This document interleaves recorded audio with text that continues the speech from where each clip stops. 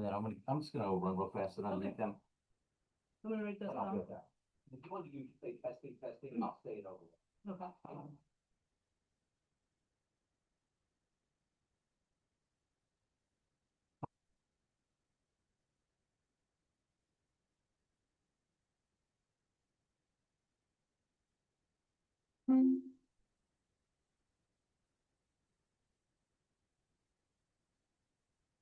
All right, it's 6 o'clock. Let's call the meeting of the City of Tonawanda Council to order. Yeah. Testing, Amanda, can you hear me?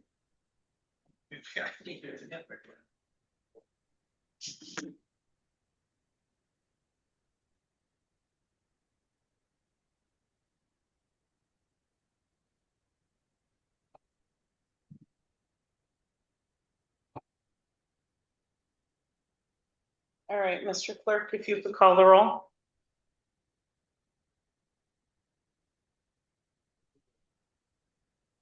No, he just asked you to call the roll.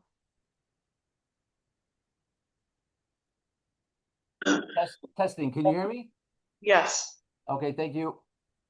Sheasley, Here. Fisher, Here. Greg, Here.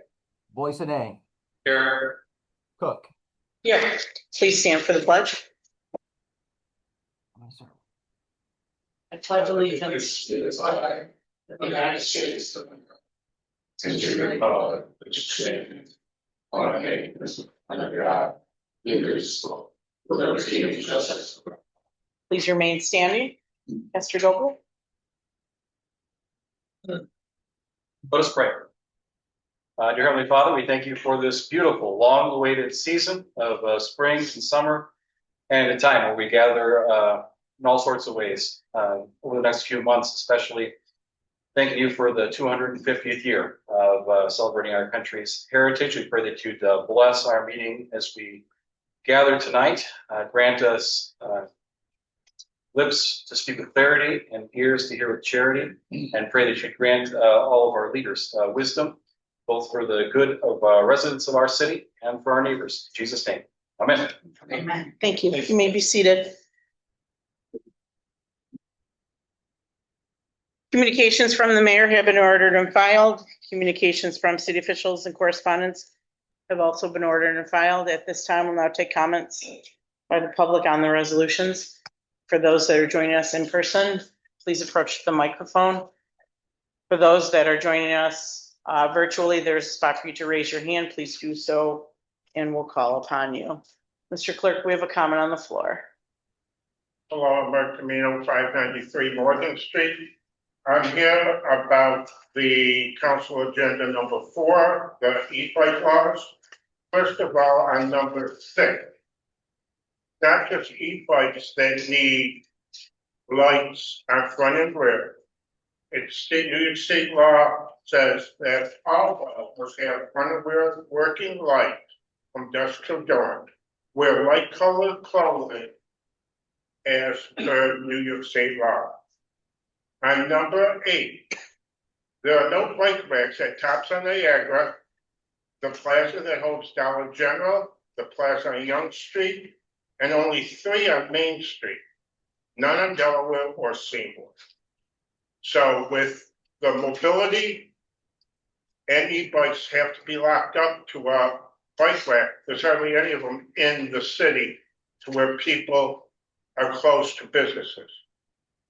Number 9, all bikes, not just e-bikes, must adhere to all New York traffic and safety laws. And number 11, New York State law does not require any insurance on the e-bikes. Most homeowners and rental insurance does not cover under basic policies. A rider can buy one at a cost between $100 and $300 extra to their homeowners insurance. Also, right now, there is a New York State Senate bill, 8528, that's in committee in the Senate. about that e-bikes must carry liability insurance. Right now, it's only in the Senate committee, nothing in the Assembly. The way I feel, you're singling out e-bikes. What about the Lance Armstrong wannabes that go down the Seaway Trail in Niawanda Park? They go way over 15 miles an hour and don't care about walkers. This reminds me of what the former mayor wanted to do 2 years ago, trying to ban e-bikes on the Seaway Trail through Niawanda Park, which did not get anywhere. Thank you. Thank you for your comments. Mr. Clerk, we have a comment on the floor. Timothy Friano, 44 Scott Street. I have a few things to say. One is about our ordinance that we have in the city in regards to garbage cans, that residents do not pull them behind their houses. You can drive any place around the city and trash barrels are sitting in front of houses. They're supposed to be on the ordinance. They're supposed to be behind the rear line of the house and unseen from the street. It really is crazy that we have to see garbage cans everywhere. I mean, garbage once a week. There's no reason for them to be parking them in the front of their houses or in a view when people are coming in.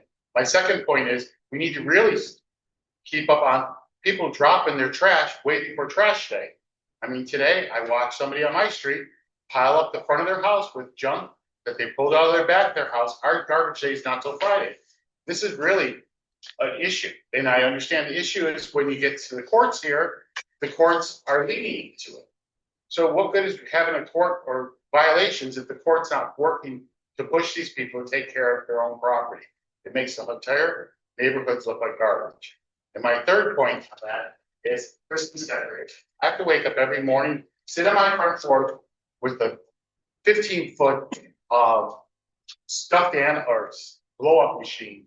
And it's ridiculous. Why is there any ordinances and people leaving figures out there? Now to the agenda. Agenda number 5 is, there was something in the notes. Why are we paying for the vault to be sealed when it's a privately owned business? I think that was 5. I'm wrong, sorry. Six, sorry. 6. I don't understand why we're not addressing who the owner, or are we achieving a grant to pay for this? Or is this going to come out of the taxpayers' money for a private business with sealing their vault? And secondly, the issue, I think it's number 8, is the charter regarding the deputy city attorney. This came up when we spoke about the raise for the city attorney back in January, that this was going to be addressed, but this whole listing shows no money amount, and it's all waiting for the budget of 2027. I hope this is not like a, sneak another number in there so somebody else gets paid, because, we have to watch our dollars in the city. That's all I have to say. Thank you. Thank you, Mr. Friano. I apologize. I should have stopped you on numbers 1 through 3 because this comment period is only on the resolutions. Okay, just as a formality. All right. Any other comments on the resolutions? Mr. Clerk, any resident joining us virtually wish to address the council on the resolutions? No, Madam President. All right, then we'll proceed. Resolution number 1 by the council, seconded by the council.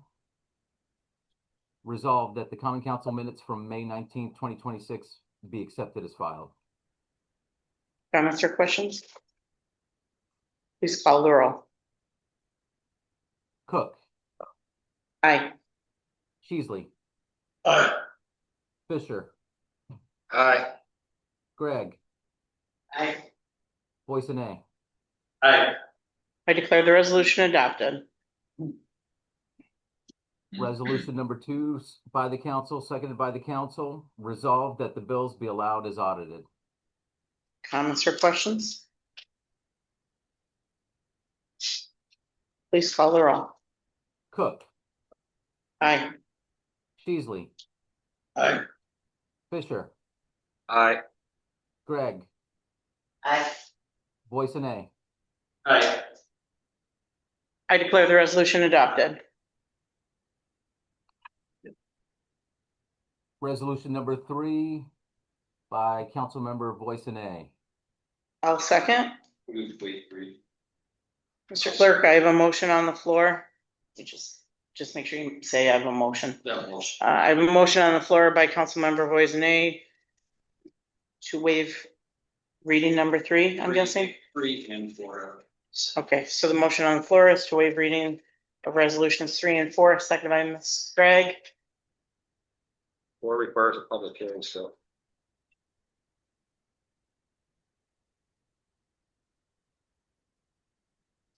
Just the entire thing, the verbs. Correct. So 3. So the motion on the floor to waive the reading of resolution 3 by Mr. Voisin, seconded by Mrs. Gregg. Please call the roll. Sheasley.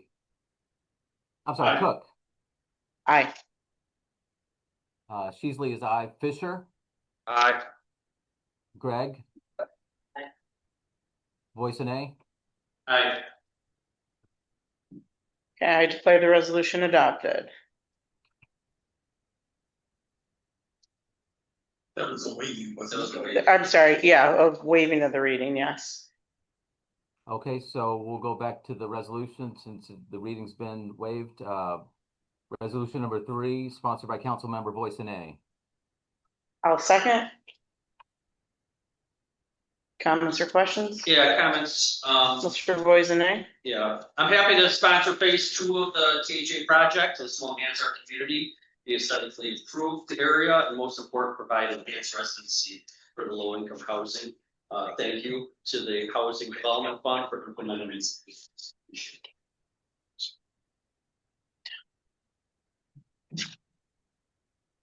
Okay, any other comments or questions?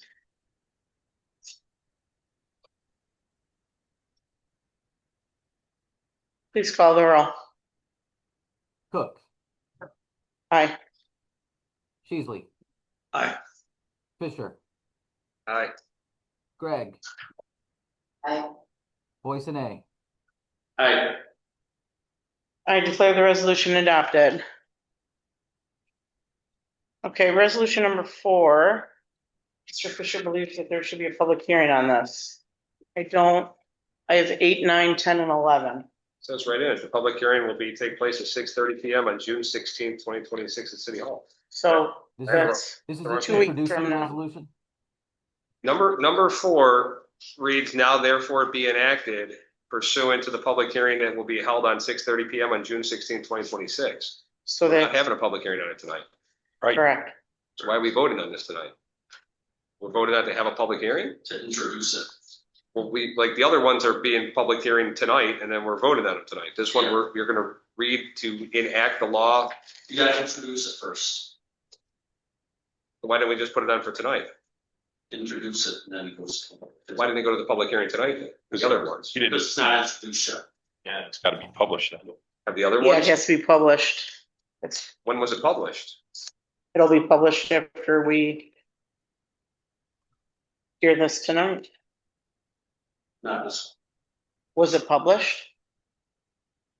No, it's- I'm not the sponsor of this. Mr. Sheasley, do you know? Yeah. It's the introduced.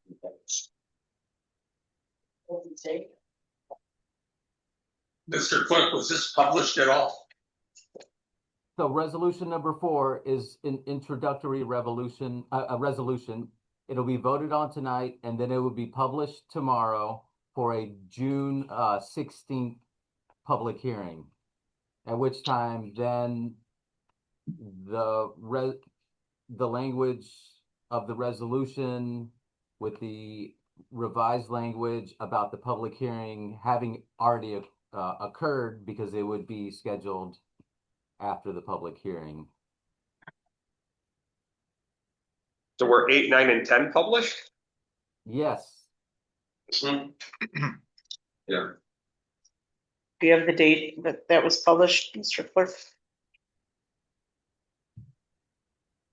Yes, give me a second. And we can always take care of this before the meeting as well if there are ever any questions on this. Give me a second to pull this up. Resolution reflect that it's going to be published. Typically resolutions do. It'll say that it's been published on such and such date. What I'm confused about is 8, 9, and 10 were published. Said public hearing on the 2nd, voted on the 2nd. That's what we're doing tonight with 8, 9, and 10. Yeah. 4 is the same thing, but it kicked it out to the 16th. Introduced, the other ones. So why didn't we just, we didn't introduce the other ones prior to publication? Yeah, we did, we introduced them like a month ago. When you say introduce them, you mean we voted on a resolution for the purpose of publishing? Yes. That's the way the city attorney has it set up right now. Both. For public. So there I was don't- a legal notice that went out on May 6th and it was published. It was also posted to the website.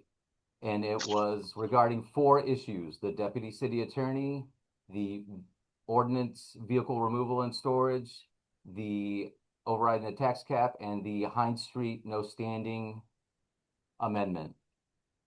That was for a public hearing? 8, 9, and 10, 11 on the agenda tonight. They were published on May 6th, the day after the introductory resolutions were approved on May 5th.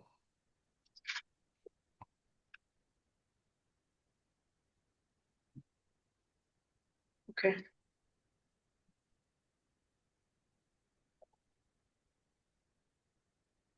So resolution 4 has a sponsor.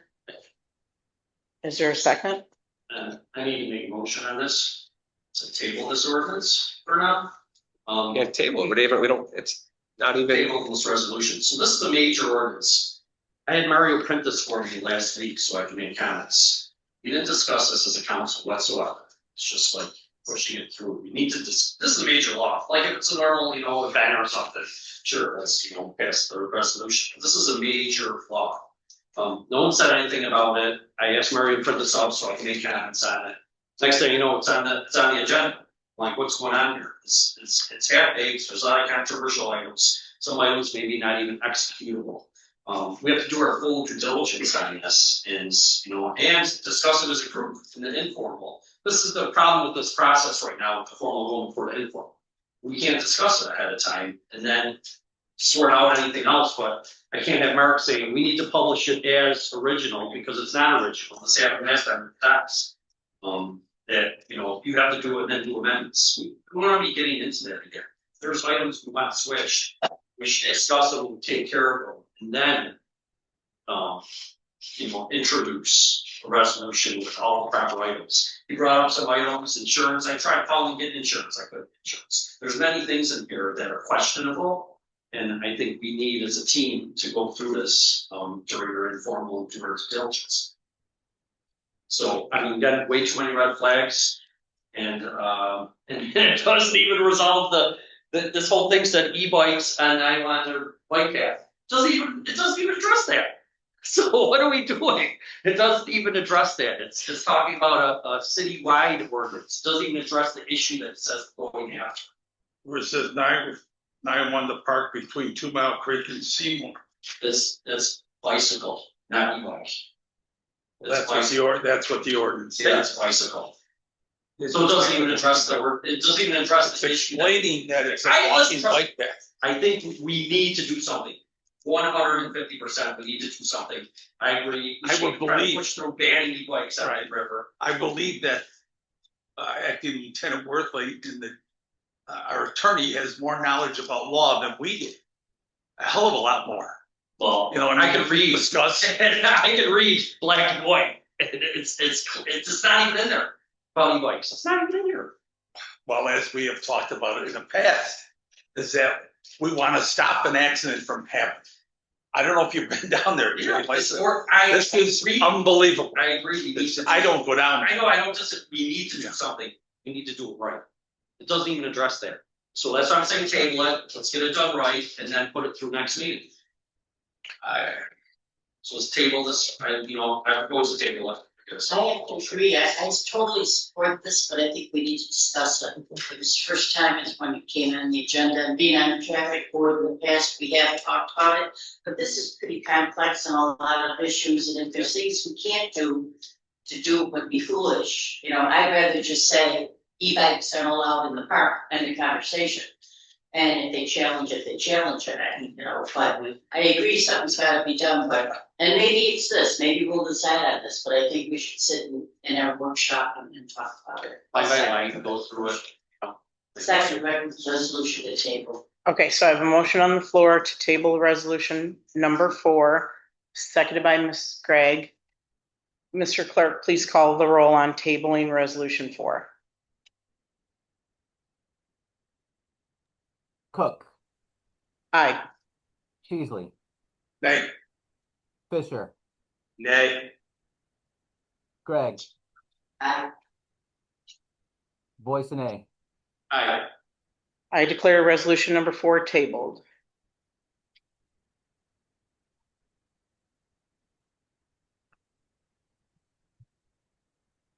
Resolution number 5 by Councilmember Gregg.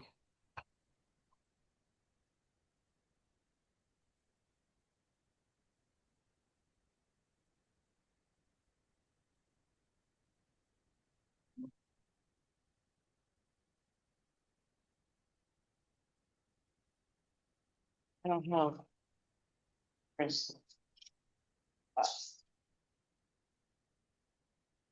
So I have resolution 4 tabled, Madam President, and then resolution number 5 is sponsored by Councilmember Gregg.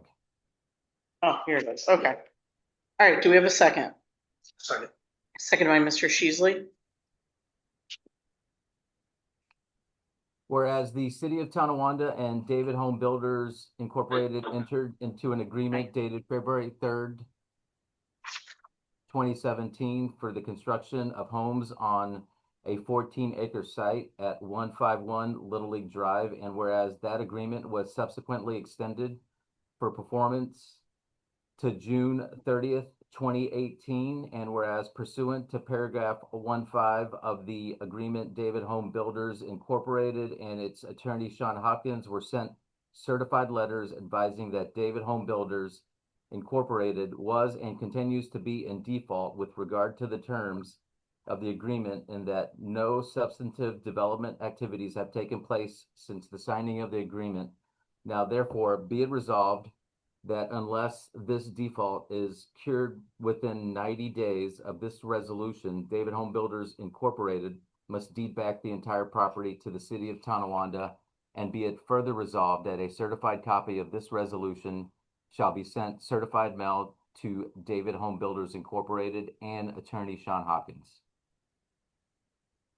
Comments or questions? Yeah, comments on here. Just an update to our residents. This administration has made great progress with David Homes, and this project is moving forward. I personally don't see a need for this resolution, but it's just a procedural item that has to take place. I'm not here to vote on my opinions. I'm here to vote for my residents that I represent. I'm really looking forward to our continued progress with David Homes and knocking this out of the park. Comment. Mr. Sheasley? Since this gentleman bought the property to now, my understanding is he's had 3 to 4 other projects that he started and completed.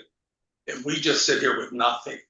So as Mr. White and I have talked immensely about it, I just don't trust the gentleman. So we're putting a little bit of pressure on him. If it comes at a point in September when this 90 days is up, and if he needs the extension, he's got digging up there and everything moving, then we can give him the extension. So. Thank you, Mr. Sheasley. Any other comments? Please call the roll. Cook, Aye. Cheesley, Aye. Fisher, Aye. Gregg, Aye. Boyce, Aye. I declare the resolution adopted. Resolution number 6 by Councilmember Fisher. I'll second. Resolved at the recommendation of City Engineer Jason Lamonaco that award of structural analysis of the vault at 2 Main and design, bid and construction phase services for vault infill at 6 Main be made to D Donato Associates Engineering and Architecture at no cost, at a cost not to exceed $87,015. Comments or questions? Question. I Mr. have Fisher? I have a question for the city engineer, Jason. Did they move the equipment that's underneath there?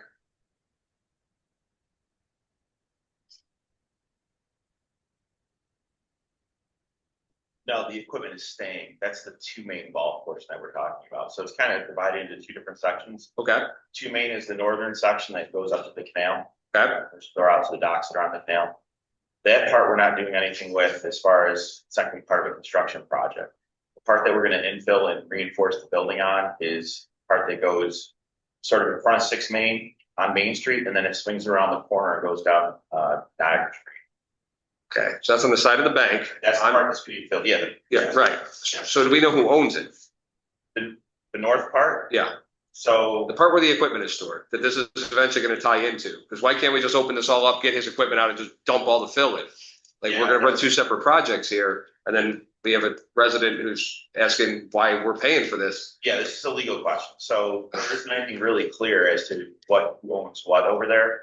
The only thing that we found, and I've discussed this with council before, was we found an old drawing that basically said vault by First National Trust Company, and that's referring to the northern portion of the vault, which the only thing we're doing on that section is doing a structural analysis, because regardless of who owns it, at the end of the day, we have a responsibility to the health and safety of the general public. So if we exercise that health and safety to the general public with his equipment there, then what, we just bury his equipment? This is a legal question. Okay. So I'm vault by First National Trust Company. Okay, What happened was the owner of the building and his attorney, basically went after the city, said, it's your responsibility. We are back with this drawing that I found. Unfortunately, it's not super clear. There's no written documentation. There's no easement. It is within city property. So our city attorney has been working with their attorneys and going back and forth. But as far as whatever happened between the attorneys, this is the direction that was given by our city attorney to pursue. It was to address and fill in the vault on the southern portion. on the 6th And side. the northern portion, we're just gonna do a structural inspection, and then the agreement with the owner of that building, they're gonna be responsible for maintaining it going forward. Got it. So the attorneys are working that part out. You're just doing structural stuff. Got it. Telling me to. Got it. Thank you for that. Okay. Thank you. Any other comments or questions? Please call the roll. Cook. Aye. Sheasley, Aye. Fisher, Aye. Greg, I, Boyson. Aye. I declare the resolution adopted. Resolution number 7 by Councilmember Fisher. Do we have a second? Second. Second by Mr. Voisin. Whereas a special events application was received by the city clerk from Rebecca Snyder on behalf of the Tonawanda Football Clinic cheerleaders to conduct a car wash at City Hall, and whereas the application was reviewed and commented on by all appropriate department heads to ensure the safety and well-being of our residents, now therefore be it resolved that permission is granted to the Tonawanda Football Clinic cheerleaders to conduct a car wash in the City Hall parking lot on the west side on Saturday, August 1st, 2026, from 1 p.m. to 4 p.m., and that a certificate of insurance naming the city of Tonawanda as additional insured be filed with the city clerk before July 24th, 2026. Comments or questions? Please call the roll. Cook, Aye. Sheasley,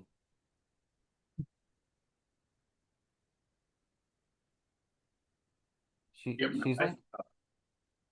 He said aye, but I'm Okay. sorry. Fisher, Aye. Greg, I, Boyson. Aye. I declare the resolution adopted. At this time, I'd like to make a motion to pause our regular proceedings to prepare for the public hearing that'll be conducted by the mayor on resolutions 8, 9, 10, and 11.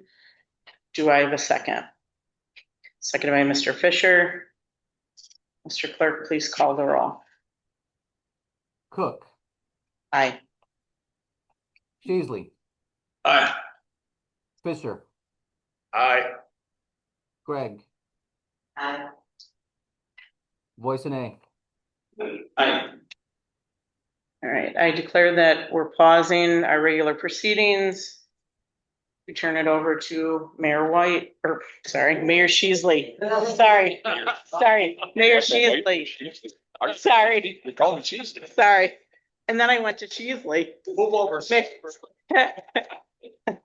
Mayor Strasburg, I apologize. Yeah, everybody should have name tags in front. All right, let's do this again. We'll pause our regular proceedings to have a public hearing that'll be conducted by Mayor Strasburg on resolutions 8, 9, 10, and 11. Okay, All right, I'll turn it over to you. this is to have an open meeting on resolution number 8, just to answer a couple questions, or at least one question that was asked earlier. So in the charter, the language was a mistake that said the new deputy city attorney would make as much as the city attorney. We believe at the time it was supposed to say that the deputy city attorney, if it was a new appointment, would make the same as the old deputy city attorney. At no point would you ever have the deputy city attorney making as much as the city attorney.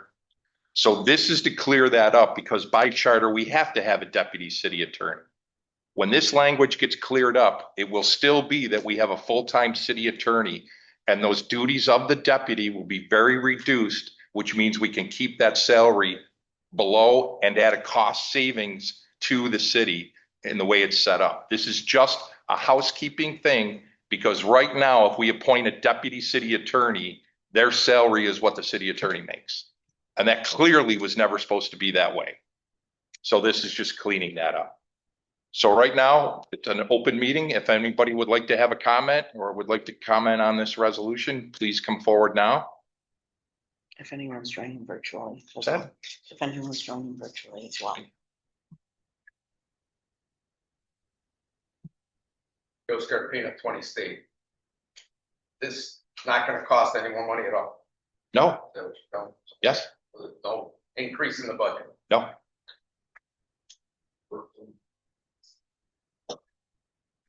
Mr. Clerk, does anyone virtually want to speak? No, Mr. Mayor. Anyone in the public going twice? Anybody want? Yeah, public seat here. Ken. Mhm. Yeah, thanks for cleaning this up. We identified this earlier this year as a team, and I'm glad to see us getting this fixed because of a typo, essentially. So great housekeeping, and thank you, Mr. Mayor.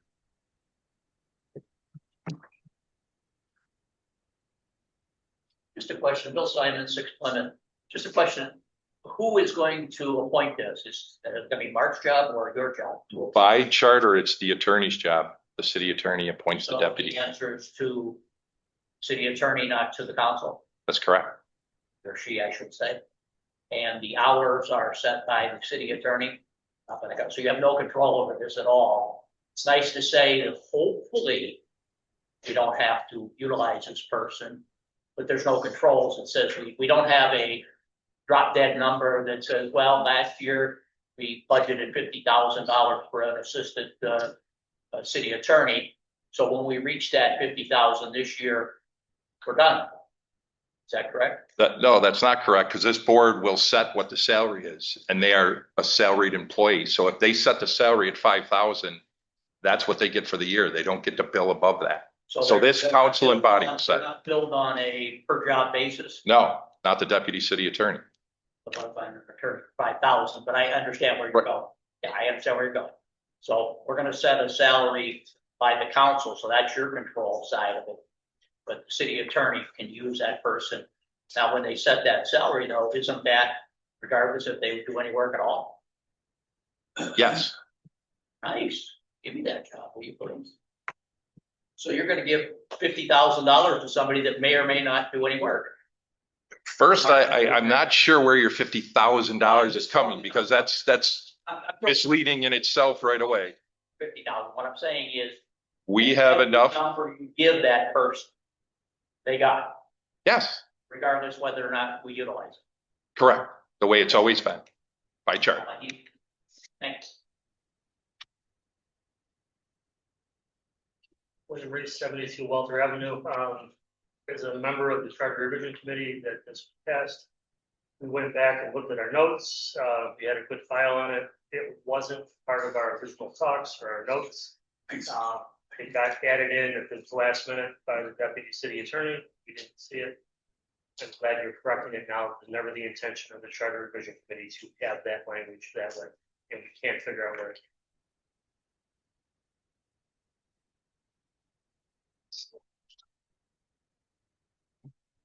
I'll use Mr. my Clerk? time too, like Jason, to ask you, the mayor. So this also corrects the part because it says the city attorney may appoint, where the last one said must appoint. So this gives us an option versus a must last time.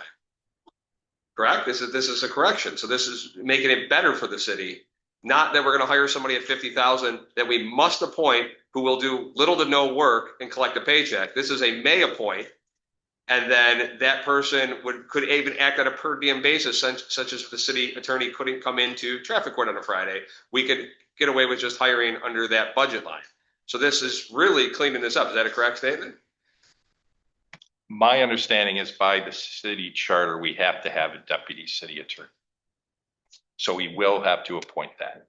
Correct, but to your line, we could get away with $500. Right. We don't have to put out a $50,000 budget line. We would satisfy our requirement.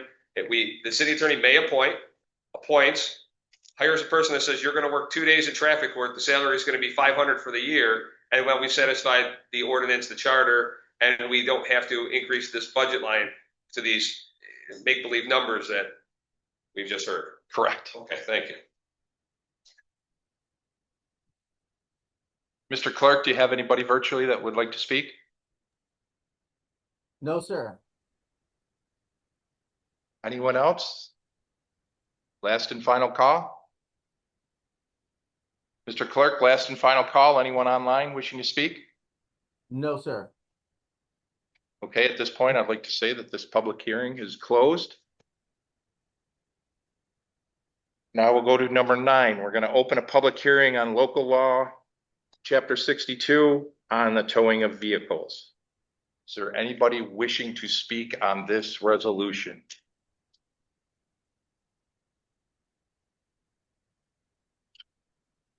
Mr. Clerk, anyone online wishing to speak? No, sir. Second chance, anyone? No one online. Mr. Clerk, sir. anyone online? No. Third and final call, anyone wishing to speak on resolution number 9? Mr.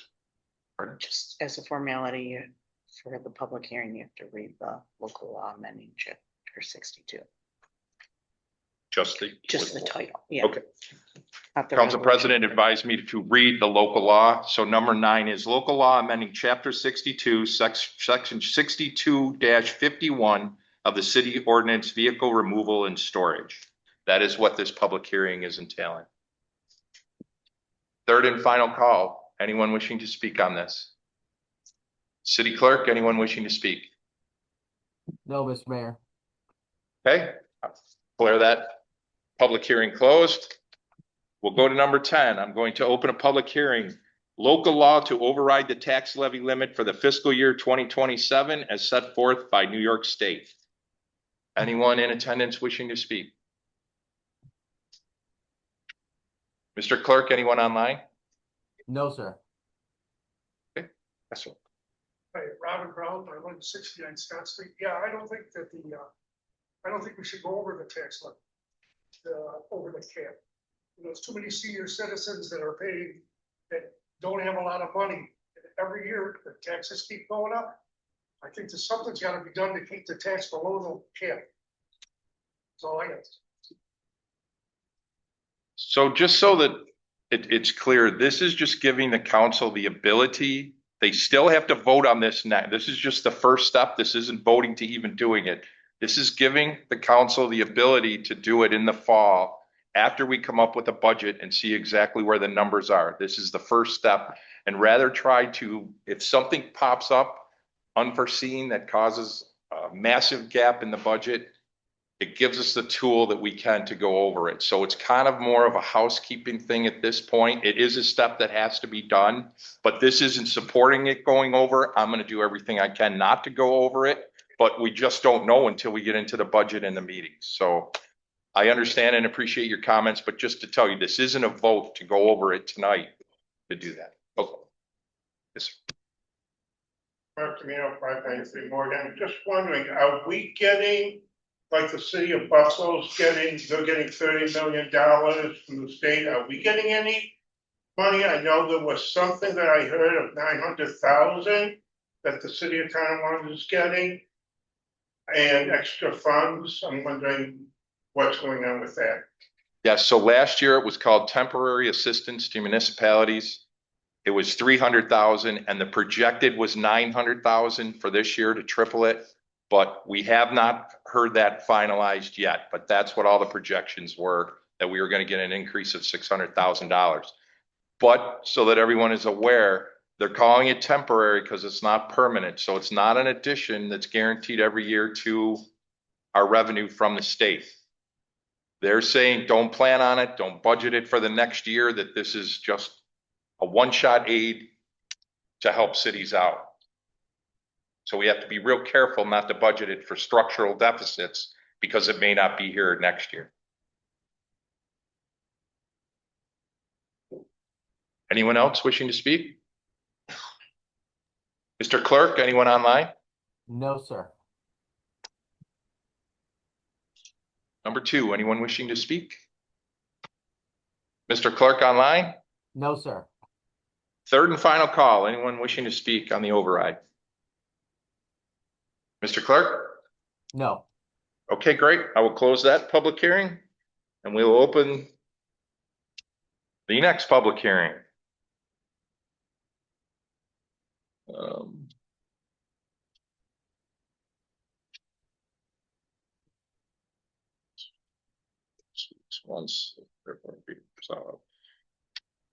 Resolved that Chapter 62 titled Traffic Vehicles, Article Traffic Schedules, Division 2, Stopping, Standing, and Parking, Section 62-193, Schedule 15, No Standing. That's what this public hearing is for. Anyone wish to speak on resolution number 11? Anyone online, Mr. Clerk? No, sir. Anyone wish to speak on number 11 in the audience? Second call online, Mr. Clerk? No, sir. Third and final call. Anyone wishing to speak on this? Mr. Clerk? No, sir. Okay, at this time, I'd like to close the public hearing on resolution number 11.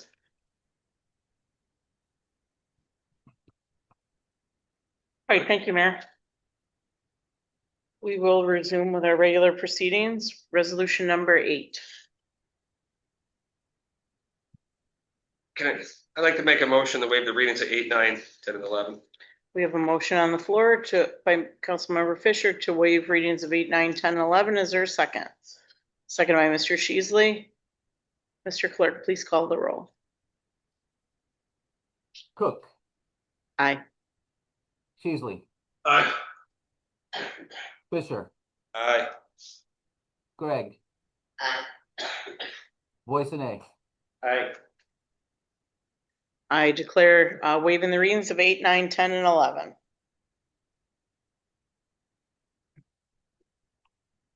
Resolution number 8 by Councilmember Sheasley. Is there a second? Second by Mr. Fisher. Comments or questions? Please call the roll. Cook. Aye. Sheasley. Aye. Fisher. Aye. Gregg. Aye. Voisin. Aye. I declare the resolution adopted. Resolution number 9 by Councilmember Fisher. Is there a second? Second. Second by Mr. Sheasley. Comments or questions? Please call the roll. Cook. Aye. Sheasley. Aye. Fisher. Aye. Gregg. Aye. Voisin. Aye. I declare the resolution adopted. Resolution number 10 by Councilmember Gregg. Is there a second? Second. Second by Mr. Sheasley. Comments or questions? Comment. Mr. Fisher. Resolution 8 was up for a public hearing. People came up, asked questions, came up with fantasy numbers, 50,000. But when you talk about resolution number 10, nobody wants to talk about 19% tax raises in Buffalo. Nobody wants to talk about in Amherst, no more 11.4. This is setting up the stage to go over the tax cap. So then when we go to 19% or 25, or we try to be like Buffalo, Buffalo got $40 million in temporary state aid. We're going to get 900,000. Question for the city treasurer. Do you know if when the budget was finalized, do we know what our final number is for that local municipal money? No, but do we know what the state's giving us now that it's in the state budget? Okay. But the state budget's been finalized. Okay. So we don't even know where that number lies. So, I stand by what I said before. If we're going to go over the tax cap, let's go big. Let's do it for like 30%. Let's get pickleball courts. This way the people who can afford to live here and enjoy these amenities stay. And the people who can't, let's just get rid of them now. They'll start selling the houses. The taxes will go crazy. I mean, what's the point of chipping away? Like 6% this year, 9%. And then every year we have the same fight. Just pull the Band-Aid off. Hit them 25%. Watch all the elderly people sell their houses. I mean, is that what we're doing? Or do we block this? We hold it at the tax cap. The mayor says he's going to try everything he can to stay under the tax cap. Well, if we don't pass it, he has to stay under the tax cap, right? So why would we want to keep doing this? This tool in the toolbox excuse is just something people say so they have the ability to go over the tax cap. And then what happens is we have a new mayor, so I have faith. What the last mayor did was gave us a crap budget, tells the council, it's not my budget anymore, you guys figure it out. 4 of us go in the back room because 1 didn't show, and then we have to hash it out amongst ourselves. And whatever's left over is our fault. So I don't expect it to happen now with the new dialogue we're having with the administration, but let's just kill it now and it's over. We're done. Then we move on and everybody knows that we're going to stay at the tax cap. But instead, no, you guys are going to try to override it, and then it gives the mayor carte blanche to figure out what he wants to do. I don't know where he's going to put the pickleball courts or the mini golf course or whatever other amenities we're going to get out of a 19% tax increase. Maybe we get a couple deputy mayors at $200,000 a year in salary. You never know. We're following the footsteps of Buffalo. So I ask someone vote no besides me, because this it's ridiculous. We do this every year. That's all. I got a comment. Mr. Sheasley. I understand where Mr. Fisher's coming from, but from what I've seen in these budgets the last couple of years, we want to lay off our people. What services do we want to eliminate to stay with it? What services do you want? Garbage, heavies once a month, not cut certain parks. Do we lay off people? I went through the mid-'80s where they're going to lay off 4 cops, 4 firemen. Plus, besides DPW, which is always short, we let those guys that have been around and girls and have a job or whatever that work their butts off. But I know it's a tough issue. I mean, you got Dunkirk, you got Buffalo and all these. I have faith that we're going to do a hell of a lot better job. But I foresee something of a tax increase, which should have happened 3, 4, 5 years ago, maybe 4, 5, 6%, where we're not in this freaking hole. This is a hell of a hole we're in. So we're paying for what screw ups, whatever years ago. Not blaming the past mayor, but boy, there's a lot of less thought process. I agree with it. Nobody, as I told you before, 2 homeowners, not young ladies. Well, I can't say they might have been younger than me. I'm 75. That they said they're going to have to sell our house. The state, and I understand that. I do understand that. But if we want to keep providing all kinds of services, where is that happy medium? I don't know where it is. We've got to have a lot of discussion with us, and it's going to be difficult. There's going to be darts thrown and everything else, but we've got to do the best we can. Thank you. Any other comments? Mrs. Gregg?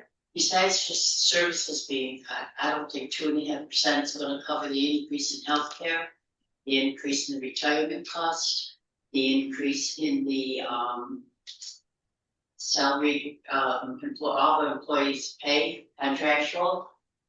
That's even before you talk about laying people off. So 2.5% of our budget just isn't gonna cut it. And, you know, I pray we're not like Buffalo, but if we don't make some heavy duty changes, obviously that's where we're headed. If we can get more money from the state, they're giving out, I thought maybe when they're giving it to the other cities, they can give it to this city too.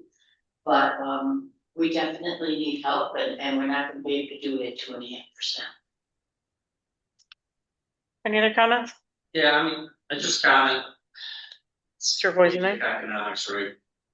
The budget needs to be balanced. Whatever was done was done. This council stuck with a $2.8 million deficit. It's gotta be balanced. Resources with revenue, however we can do it. On my end, I'm working on revenue. That's what we're trying to do, is drive revenue into the city.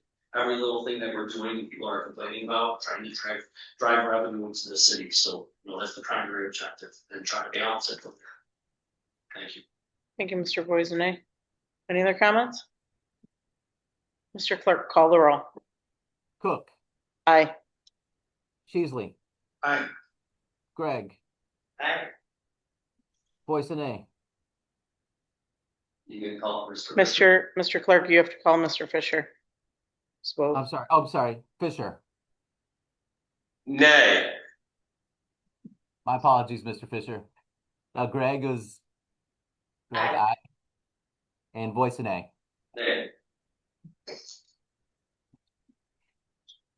The resolution is adopted. Resolution number 11 by Councilmember Boyson.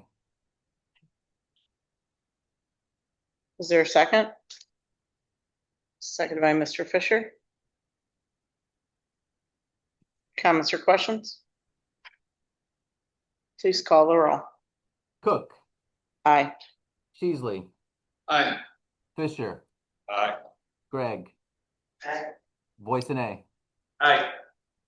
I declare the resolution adopted.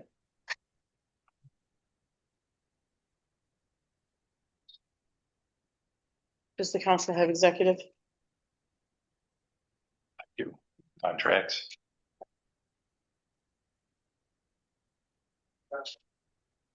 Contract negotiations.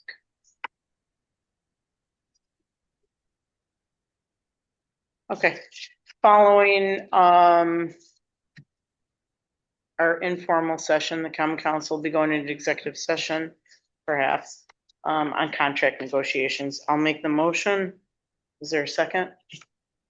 Second by Mrs. Gregg. Mr. Clerk, please call the roll. Cook. Aye. Sheasley. Aye. Fisher. Aye. Greg. Aye. Boyson. Aye. I declare the resolution adopted. We'll now take comments by the public following the resolutions. For those that are joining us in person, please approach the microphone. Mr. Clerk, we have a comment on the floor. Morgan, not to have us cycling, but after you get off the Homestead Bridge, there is no way for bicycles to get right off. They're going down the sidewalk, and because it's an incline or a decline, people are just going fast down there and could hurt a pedestrian. Is there any way that, like on the corners, where you can have the wheelchair, not even sure what they call it, little wheelchair ramp or just a cutout? Mhm. If something could get done there, it would be able to bring bicyclists down into the brick area where they're not impeding people that are walking. This mainly could be a problem during Food Truck Thursdays, concerts, anything in that area. I've seen it where there's been a possibly, could have been an accident, but luckily wasn't. Also, I was wondering, whatever happened to the water fountain that was behind the hub? It was up there till about 3 years ago. Now, 2 years ago, this is going on 3 years, talked to the former mayor at an event. Says, well, where's the water fountain? And he goes, well, never heard a thing, it hasn't been around. I know I talked to your assistant yesterday on it.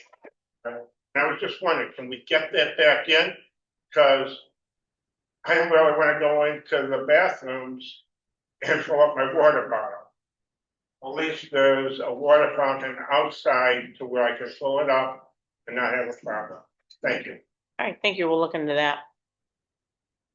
Any other comments? Mr. Clerk, we have a comment on the floor. Bill Scarpia, 20 State Street. To rebut our second ward alderman, I'm ashamed to say is my alderman. That whole object going over the 2%, voting to go over the 2% tax cap. Also, I'd like to have Adam come up and talk, has to do with financial institutions wanting to see that you're doing something. So I agree with what you've done. It's a good move. When they do the credit ratings, I'm sure they look to see that you're trying to address financial situations. But the council did the right thing by the way. Voting to go over, not that you're going over. Any other comments? Any resident joining us virtually that wishes to address the council? No, ma'am.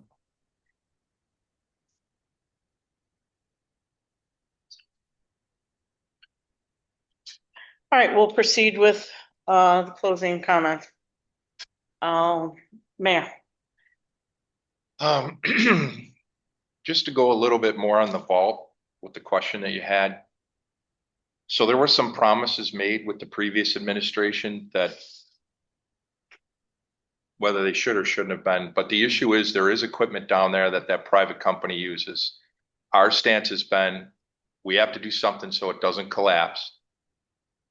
We, in this part of this negotiation is, if the company wants to pay the difference of what it would be from us filling it in, like we would do the first part, which we're responsible for, to have it supported so they can keep their equipment there, if they're willing to pay that, that's a thing we'd be willing to do, or at least look at.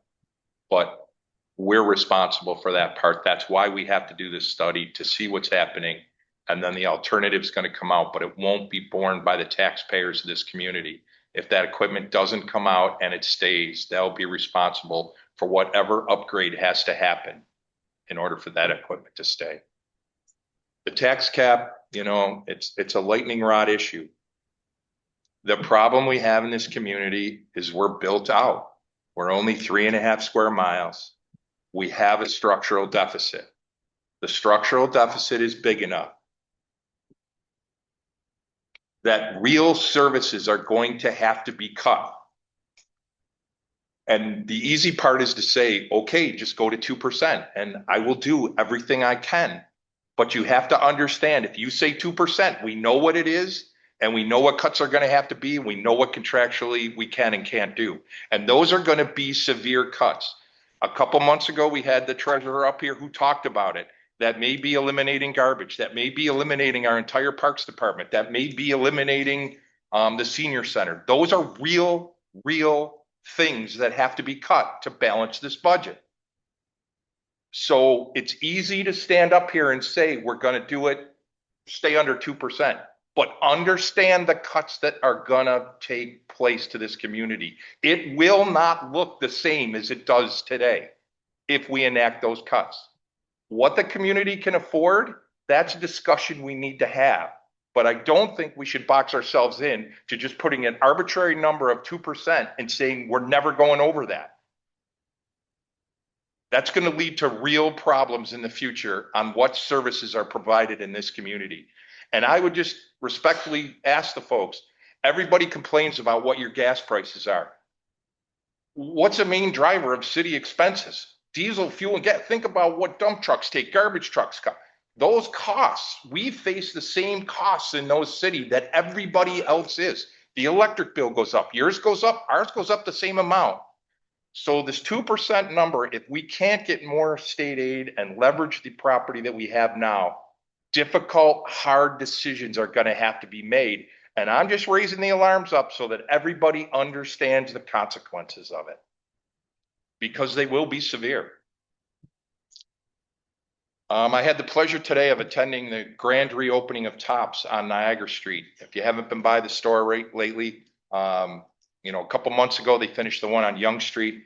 They did a phenomenal job. I applaud their commitment to our community. To have a local grocery store is a really big deal for some of our folks who have a tougher time getting around. And their commitment is wonderful. And they made some donations to some charities. They've really been a good neighbor and a good corporate citizen of the city. And I just wanted to say thank you. A lot of people have asked about Papi Grande's. He is still hoping to open this weekend. At the earliest, it would be Saturday. Obviously, the weather and some unforeseen circumstances have caused a delay, but he is trying. And if anybody knows anybody who's looking for a little part-time work, sons, daughters, grandkids, he is hiring local kids and is looking for some employees. So reach out to them. Memorial Day, there was a really nice service that the Vietnam veterans put on the bridge, and I was happy and proud to be asked to be there. And it was an honor to be able to say a couple words. I wanted to reach out to Ron Snyder and Dave Franzak in our Parks Department. They had a ceremony at our city cemetery on Saturday, and the work that the group and Ron's folks are doing over there is phenomenal. And I'd like to thank the employees for getting that to look in really nice shape for Memorial Day and for the ceremony.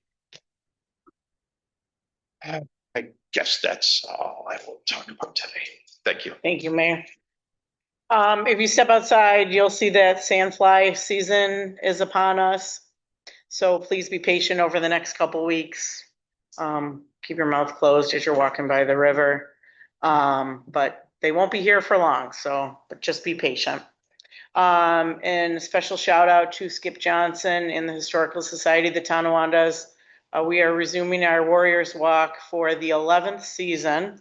We will be back at it tomorrow at 6:30 for History Walk along Main Street. So please come and join us. And that's all I have, Mr. Sheasley. I want to echo what the mayor said about Mr. Snyder and his group. They've done a tremendous job. Learned a little history. I always thought there was a rebel soldier buried there, but I come to find out he was, from the Union. And it was really neat to hear the history of it and everything else. And the Parks Department and our workers are phenomenal. That's why if it came down in regards to the budget and everything, for somebody to lose their job, that really works their butts off and does a good job, and it's tough. It's tough. Enjoy the weather, people. I mean, we deserve this. That's all I got. Thank you, Mr. Sheasley. Mr. Fisher. Chris Fisher gives back this week, goes to a Grove Street resident that is going to be participating in the Ride for Roswell. So we gave them a check. To address Mark about the bicycles, about coming over the Homestead Bridge, and then you get to the sidewalk, and then there's the curb, and then it goes to the bridge. They should be walking their bikes over the bridge. The bridge is not a bike path. When they come down East Niagara, you're supposed to turn on Fillmore, or if they're coming down Main Street, they go over the bridge into North Tonawanda, or they would turn to get over to regular Niagara and then get onto the bike path on the side of Eucalyptus Restaurant. So the reason why, I asked the same thing, if you come over the bridge, you make the right, you got to stay on the sidewalk. And that's where the pedestrians are. Bicyclists can't ride on the sidewalk. And if you come over the bridge and then you go down the curb to the brick area, well, the brick area is part of the footprint of the Canal Street area. So technically the bicycles are not supposed to be riding over the bridge. So to put a ramp there or some type of curb cut would be to encourage the bicyclists. And that's actually contrary to what's allowed there. So then when we talk about sidewalks and curb cuts, that was one of the things we talked about during the informal, and I'm going to bring it up again during the informal, is turning the sidewalks over to the residents. Once we do that, there's approximately a $300,000 savings a year what we spend on concrete. If the city doesn't have to, they're still going to have to replace public sidewalk in front of the cemetery because no one lives there. But if we turn over the sidewalks to the residents and they have an issue such as the town of Tonawanda, when their sidewalk is broken, they have to fix it. They have to repair it.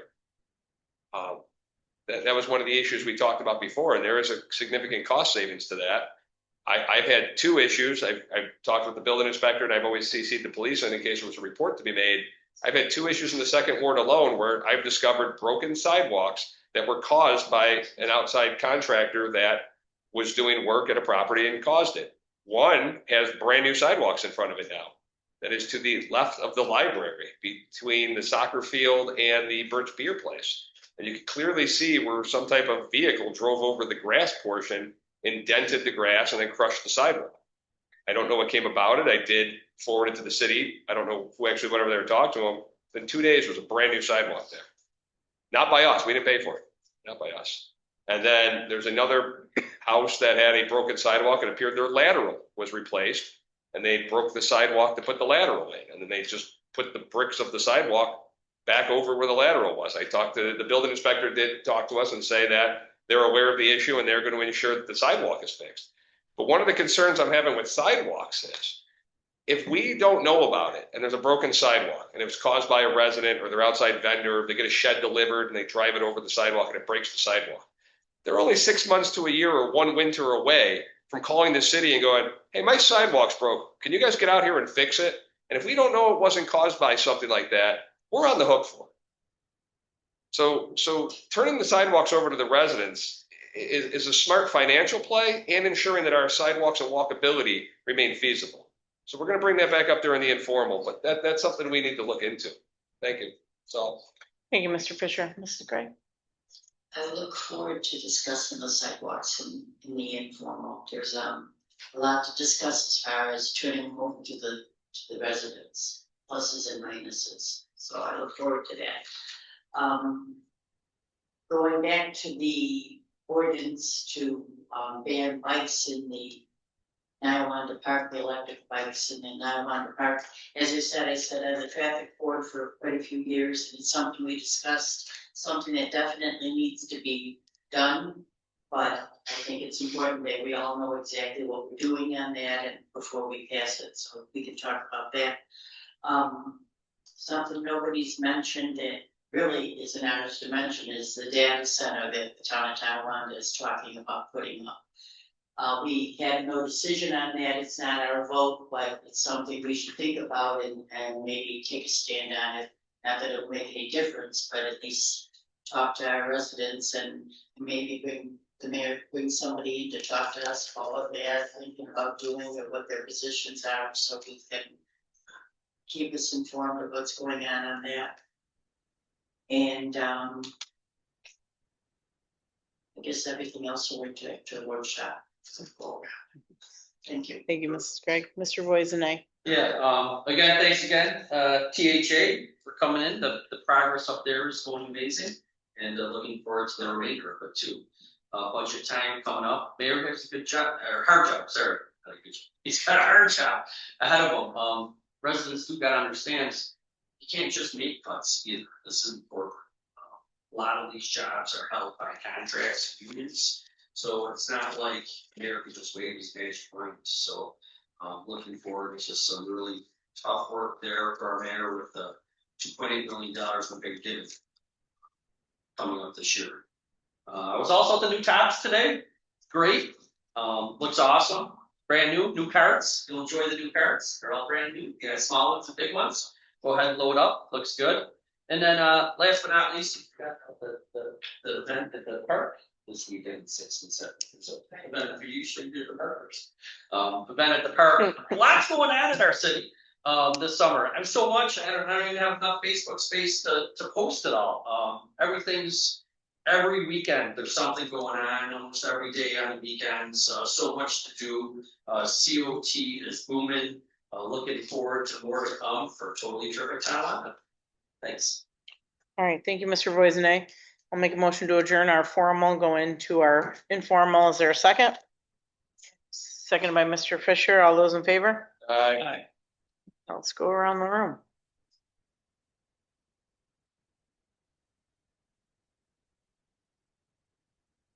Mr. Sheasley. I'm good. I'm just stated. Mr. Fisher. Sidewalks, turning the sidewalks over to the residents.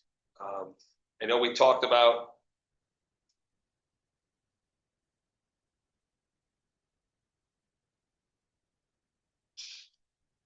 So I know we've talked about, you know, residents that had their sidewalks fixed in the last 5 years, and the city engineer and the building inspector can help us compile a list. Sidewalks that were rated at a certain rating by the engineer and the assistant engineer and approved to turn them over. Because if someone's sidewalk is rated as a 3 and we're gonna turn it over to them, or I don't know how, you know, it goes 1 to 10. I don't know if 3 is bad or 3 is good, but higher or lower. But if it's rated as bad and we're gonna turn it over to them, we should fix it. And if we don't fix it that year, put them in the queue to say, yeah, it will be fixed. So you won't be responsible. We're documenting the damage here. As we do a citywide turnover, we would have a list of people that have already had it fixed, people that are, their sidewalks are fine, and then people that are, their sidewalks are not fine, and we should be fixing, and then we'll put them on the list. Yeah. Did you talk to the city attorney as far as, is it legal to just more or less spot turn over, turn some of them over and some of them not, some of them now and some of them next year? I have not, but That's an important issue. So- We gotta do it all, I mean, do it piecemeal. well, if we do it all, we would compile a list of people that are on the queue to get fixed. That's what I'm picturing, but this is why we're having this open forum. We would set a date that they're all being turned over, and anything prior to this date could be fixed. So if you call up and say, you know, my sidewalk looks like crap, you're gonna turn this over to me, city engineer would then make a determination on whether or not that sidewalk was serviceable enough to be turned over to you, or should be repaired prior to being turned over.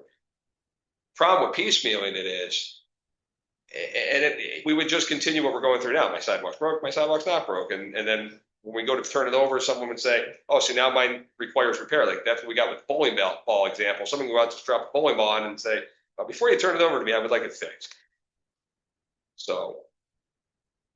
I think we should have a discussion with Mark to find out exactly what. I know, because last time we talked about, we thought he was absent. He's got another thing tonight too. But when we do get him in here, these are the questions we should be asking him is, you know, what are we better off doing? Piecemealing it, doing a citywide one and compiling a list? You know what I mean? So. Because you even said there's an age too, like even if it's old, but it's still good. Correct. Still should be like replaced. Correct. Well, not replaced, you know, waived, signed off on by the city engineer. I don't want to speak for the engineer, but if he came out to the front of my house, I have the old, the pebble looking one that you can see, crushed aggregate, whatever they call it, exposed aggregate. It's old fashioned. It's probably 20 or 30 years old. Fine serviceable condition. There's no cracks in it. It's level. There's no bumps. I do have a portion down that probably should be shaved down and not placed, but for the most part, my blocks are good. I wouldn't expect the city to replace them before turning them over to me, saying, well, before we turn it over to you, we're going to give you a whole new sidewalk when you don't need it. But at the same time, once they turn it over to me and in 5 years, my sidewalk starts to deteriorate, well, then I'm on the hook for it. So we have to, at some point, have a date that we would say, all unserviceable sidewalks from this day forward will be replaced, all serviceable sidewalks are now turned over to the homeowner, and move forward from there. But that goes back to your question is, we should talk to the city attorney and figure out which option's best for the city and gets us out of the most liability. But at some point, that's the cost. When you guys keep saying, we're gonna have to lay off and what services do we want to cut? Well, what if one of the services we want to cut is fixing sidewalks? But I don't think we can do that, cut that service, because then it becomes liability. Someone trips and falls on it. There are sidewalks we're required to fix them. Do you know how much? Yes, Sidewalks. yeah. I think it's 300 grand. I've got Friendships. 2+2 with Jason, I'd be able to tell you. How much chips, honey, do we get for sidewalks? For chips alone, it's 200,000, 150 is grant, 50 is the match. That can be adjusted from year to year depending on how much the federal government funds chips. I know that it's been proposed by the current administration that they eliminate all chips funding. So I don't know if that's going away or not. I don't think that's popular among the Congress, but the administration proposed eliminating it. So is it CHIPS money for the sidewalks and the streets? We can use the CHIPS money for, it's more like, it's more restricted to locales or block groups with a high amount of low income residents or a high percentage of poverty. But as far as the projects it can be used for, we've used it for mill and overland streets, obviously sidewalks. We used it for sewer replacement. So it's really, we can use it for a wide variety of infrastructure projects as long as it's located within the low to moderate income block. So the city treasurer had his hand in the air. Did you wanna? Isn't that the CDBG funding, CHIPS? Right? Yeah, CDBG is treated on the block grant. I think the terminology mixed up with them. So, But the CHIPS, it just does the ramps, any The street. ADA ramps. The ADA ramps, CHIPS. What Jason's talking about is what is it? Committee about the block grant. Yes.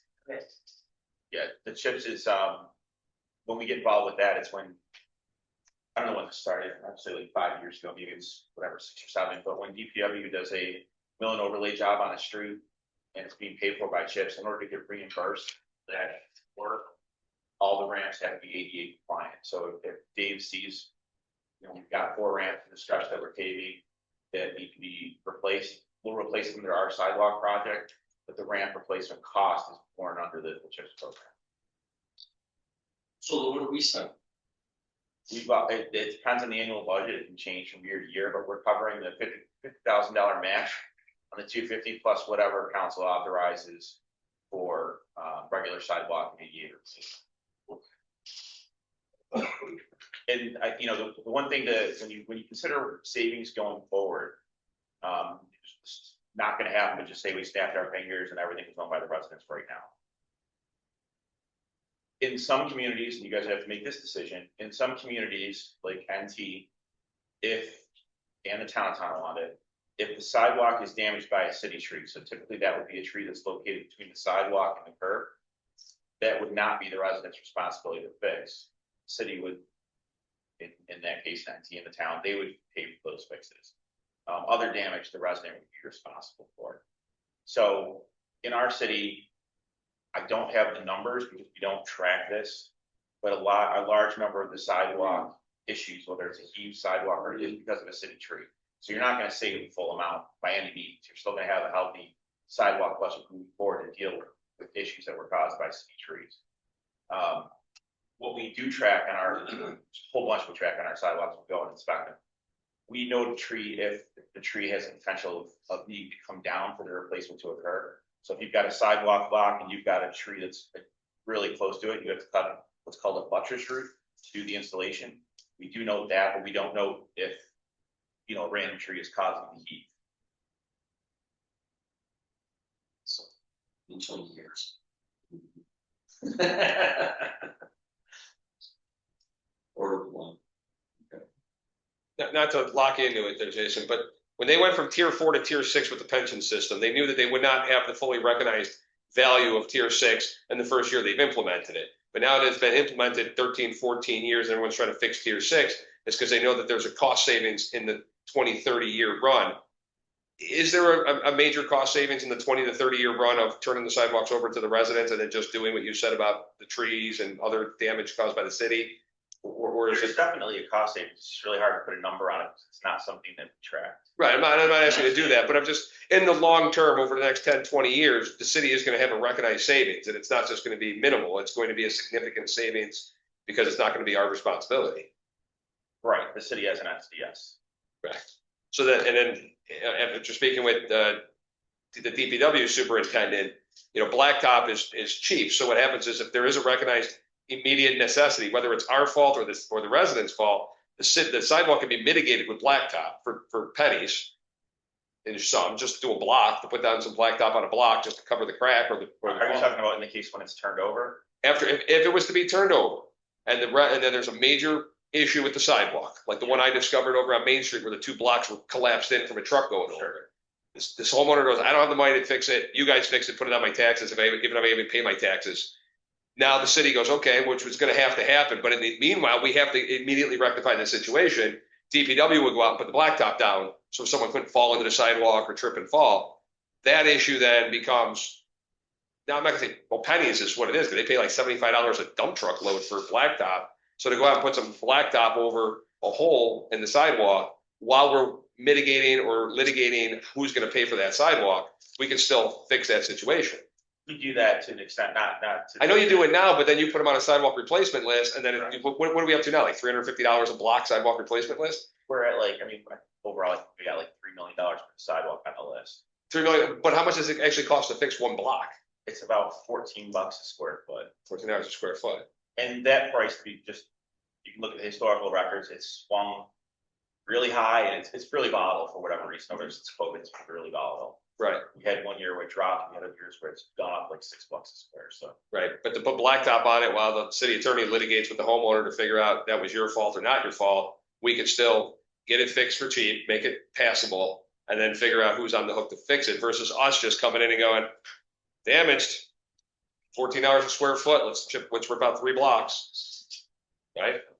So, Are you Um, saying if I'm sorry, No, go ahead. are you saying if the repair could be done by blacktop? no, what I'm saying is the blacktop is a temporary Band-Aid while we figure out, so if you get there and the sidewalk's disintegrated and the sidewalk is done by a tree, we know we're on the hook for it, and we obviously know that. But the issue becomes is you get there and the owner goes, I don't know what caused this damage. And you can clearly see tire tracks going over the grassy part, over the sidewalk and onto their front lawn. They had their lateral removed, the Bobcat drove over it or something. So now they're saying, well, I'm not paying for it. And we're going, we're not paying for it because it's not, it's your damage, you caused it. While they're mitigating that, the engineer or the superintendent. One meeting, please. So if we're chatting, if we can kind of go in the back. The superintendent with the DPW comes out and puts blacktop over it. That mitigates the damage so someone won't trip and fall and we don't become liable. And then our city attorney can work with that homeowner to figure out who's liable. And even if they say, I am liable, I'm still not paying it, then the city would put the $300 or $14 a square foot sidewalk replacement in as needed. And then they would, I think the city treasurer or the city attorney would figure it out, but they put that on their taxes. It's like, it goes like an unpaid water bill or whatever they do, and they put it on your taxes, on your tax roll. Kind of like what we do with the vacant grass, right? Vacant lots that they don't mow the lawn. The city mows it, and then we put on the homeowner or the property owner. Same thing. So go ahead. If they have to replace, let's say, 3 blocks, for about $1,500 cost on their taxes. They put it on their taxes, and if they don't pay the taxes, they put them on the in-rem foreclosure. But they do that currently with vacant property. If you remember when I first brought this up, I was discussing the plan they had in North Carolina where they'll pay 50%. Yeah. For the new sidewalks. That's how this started, because I thought that was help the taxpayer out tremendously. Instead of paying $1,500 for a sidewalk, you're paying $750, which is a lot better. But it also depends on who caused the damage. Is the sidewalk just old and need to be replaced, or did the homeowner damage it and it's now trying to get in that 50% savings? We're just talking regular. Yep. Yeah, regular sidewalk, correct. And that's come for service kind of pricing, because like over 100 people already applied in the first day. They're giving out like 50. right. And more to come. I think to your point, that program could go either way. I mean, if we keep ownership of the sidewalks, still off of that program, that would be something that like in the next budget, you guys would make the decision on, whatever you want. We have a simple sidewalk budget we'll propose, and if you decide you want 20,000 towards this program, or whatever the number you choose, we can that way. I just don't want to get lost in the. right. We could still do it. We can still do that now. But then you cut the line, right? We cut the line for sidewalk repair if you were willing to pay 50% of yours. And that's why council would have to establish that budget and that's why there's like a first come, first served entity. They have a budget, you know what I mean? If they only have enough to do 10 people's requests and 50 people come in, well, there's not the money to do it. Right. So yeah, it would definitely be a hard cap limit based on. Yeah, I had suggested when you rate them, if 10's the worst, and you're gonna fix 9 and 10, maybe offer the 50% program to 7 and 8s, something like that. Yeah. Right, and 6 and better. Just saying the first come, Yeah. first served. And 6 and better than turned over to them, and then we Bunch wash of our ones, hands. yeah, the five words. No, that's right. Jason, do you know how many addresses are on the sidewalk list? I don't know off the top of my head. I can send you that information tomorrow morning by email. Okay. I can send you the list if you'd like. And what the oldest one is, and Yeah, send us the list. I mean, we've definitely got, it's like, I'll go through the clerk, I'll mail it to the clerk, distribute it. We have sidewalk that's been on there for quite a while. If people do call, there's a crack on the block in their sidewalk. I mean, a hairline crack is nothing. We're close to getting, you've got a neighbor or another resident that lives 2 blocks away and you've got a block that's heating 4 inches, you know what I mean? You're gonna be on that list forever because we're trying to hit the worst first with a limited budget. Well, that the list is the number. Is that a rating on it or no? Yeah, we keep pretty close up to date. Brian's out inspecting, actually has been doing inspecting recently, so. I'm not gonna say there's not 10 or 15 high addresses that have called in, we haven't had a chance to go out and look yet, but yeah, 99% of them might have a letter rating associated with it. We'll show the number, we'll show a rating, obviously the address, the location, we'll show the rating, we'll show the number of 4-inch blocks, which is a regular sidewalk block in front of your grass area that's pedestrian only.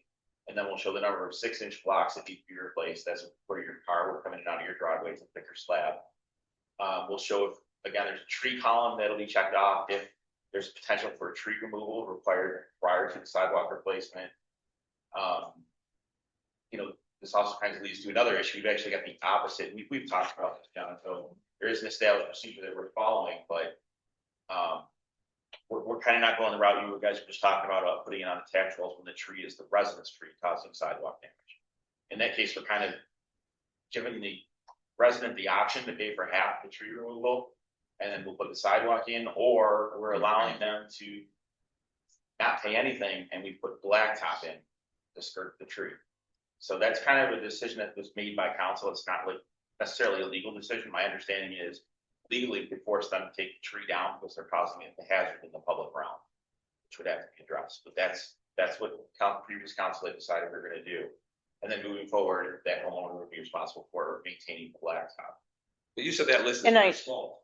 It's a very small list of people. Compared to the overall number, yes, correct. But there was one I know, actually, the mayor just shared an email chain with me that was, I'm not going to get into it, it's a long chain, like multiple per day almost of emails, and the person requesting it actually has a tree that's causing the issue.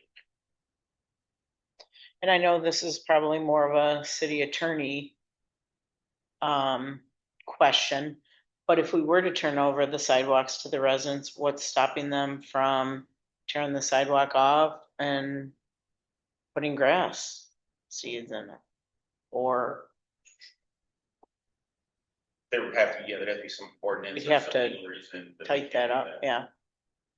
Right now, it's not an issue, and because there are sidewalks, so we keep them there. I don't know if that's, so that may be something that's not in the ordinance.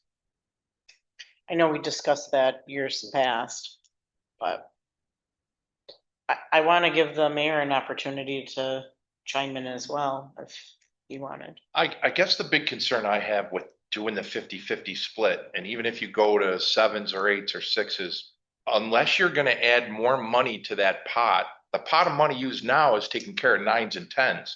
So if we're going to take money out of that to go 50-50 with homeowners for sidewalks that are less, that's less 9 and 10s that are getting taken care of. At least that's a start, that 1s and 2s aren't. But I mean, are you going to talk about adding extra money to this 50-50? Or if you're not, then you're taking away from the sidewalks we're doing now, which means that there are 7s going to get replaced instead of 9s and 10s because we're that far behind. And I just think there's a lot of issues with this that need a lot of discussion. But I mean, we could take a couple $1 million to fix the sidewalks.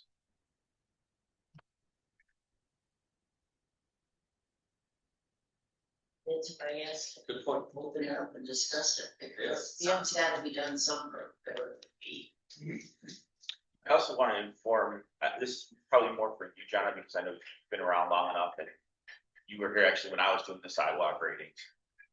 We would only add to the list if somebody requested a sidewalk. We aren't looking for sidewalks to replace. We've got more than enough on the list. But when I turned it over to Brian, there's been a slight shift. We're not looking for sidewalks still, but if he gets called out to whatever, 10 Young Street, and the address next to it is also bad, he'll often add that to the list. Mm-hmm. Yeah. Like, and my thought with this program was, do you look at, again, and this is just throwing things out there. I believe we have an issue. We will never catch up how far back we are. So do we end up turning this over to the residents, but we still end up trying to get the bids for them? And then it just does go on their taxes. So that way we can address when Brian or Jason goes out and it's a 9 and 10, it's simply that sidewalk's getting done and it goes to the taxes of the resident. The benefit of that is we know we're getting the best deal that we can because it'll go out to bid and we don't have to worry about our residents getting subpar work or A shady contractor that takes them for a lot of money because they didn't know what they were doing. But you'd have to have that money to be able to do it, to wait for it to come from the taxes. But that way we could address the worst, you could address as many as you wanted because it would just go back to the taxpayers. But is that a way that you can do it and still help the taxpayers? Being the devil's advocate, if people can't afford their taxes now, how are they gonna afford another $1,000? But you're doing that by shifting it, by getting the, that's exactly what you're doing. You'd have to have With an it all. agreement, like, they would have to agree. Cause someone that, if they own it, the resident owns it, if it's all shitty and cracks, they don't have to fix it. Right now, they don't, no. Yeah. And My legal it's not even- liability would still, it's ours. And so we tell them it's a 10, they say, well, I'm not fixing it. Somebody falls, they're suing the city. So the liability is still on us. They wouldn't have a choice to not do it. Like, they couldn't. Do you want Just say not They to. own it. Mayor, They do you can't want to, sue us. do you want to take some of the legal questions back to Mark Yes. and then maybe we can circle Yeah. back on it? Do you have, any- Nothing further. Mrs. To Gray? me, there's no clear cut solution, so, I mean, it's gonna take a while. I wanted to thank the city clerk for posting on Facebook the agenda, but I would like to suggest he posted earlier. We had agreed to post it as soon as it was issued, and it was posted about noon today, and it doesn't give our taxpayers a lot of opportunity to look it up. And I also wanted to see it on the council page too. I think you should post it on the council Facebook page. And on the meeting notice for tonight's meeting, it said various public hearings. I think they should break down and say what the public hearings should be. They should, absolutely. Right, because the taxpayer sees that posted and they say various, maybe they want to talk about the tax cap, but they don't know that's what the public hearing's gonna be on. So I think in the past, it's always said what the public hearing, It's required to. that's, and this just said on various public hearings or various ordinances or something like that. I think it should be broken down. That's it, that's all I have. Thank you, Mrs. Craig. Mr. Voisinite? If you guys ready to go through the sheet? What chief? Servants, Hold the traffic thing, or the bike thing? twice. Don't we have something with the fire chief? I do, I was gonna call him up once. Yeah. We have something Oh, there. Yeah. Mr. Briggs is gonna talk about the FEMA grant. Yeah, I mean, she'll probably, I don't want this just popping up on the next meeting, okay?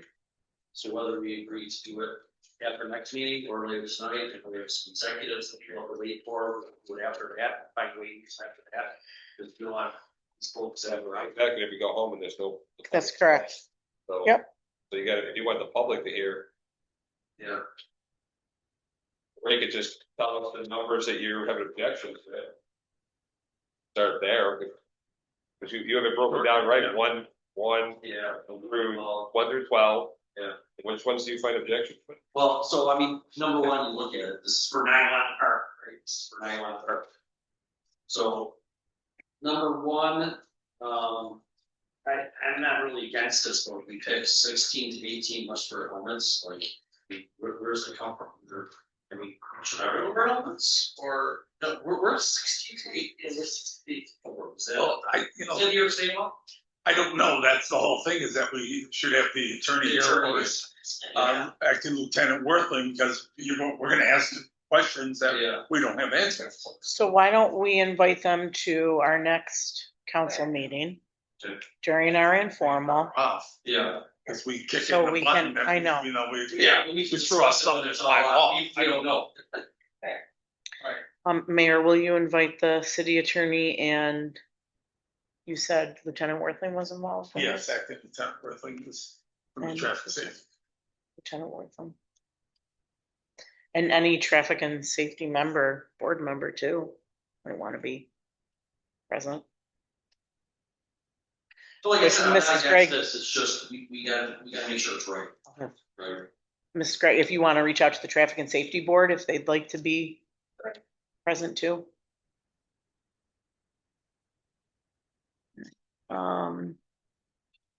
Anything else, Mr. Loiseman? No, that's, I mean. Sure. Okay. Mayor? Did you have anything for me? I had a couple things before I called up, Chief Briggs. I think Eric left. But, oh, he did, okay. So, I have received a number of emails from a resident on Wheeler Street complaining about work being done at an adjacent, house. I know the building inspector and code enforcement, is on top of it. The issue is there's nothing that prohibits this homeowner from doing said work on his property. But there's a number of emails that are going back and forth and this homeowner is very upset. I just really wanted to go on record that we hear you, and at this point in time, there's nothing that violates any ordinance. I agree wholeheartedly with Mrs. Gregg about the data center. If there is something that we as a municipality can do, I'm fully supportive of that. I have had some residents reach out to me with concerns. I know there's a public hearing coming up. I've had people reach us from this town. Right. Yeah, We had, yeah, I think it's, yeah. is it tomorrow? Okay. It is June 3rd, Wednesday, June 3rd, 7 o'clock. Okay. At Town Hall Council Chambers. So the companies get to talk to the one that's putting in the data center. Yeah, I mean, it would impact our municipality if they were to proceed with that, but I'm definitely on board, Mrs. Gregg. If you wanted to take the initiative, I'll support it wholeheartedly, or the mayor, yeah. Maybe you're gonna see if we can. Reach out to John Flynn, yeah. Because I'd be interested to know just how it would affect us outside of the electric bill. I mean, and that's not a big thing, but you know, we're choosing burger. Yeah. Yeah. Yeah. All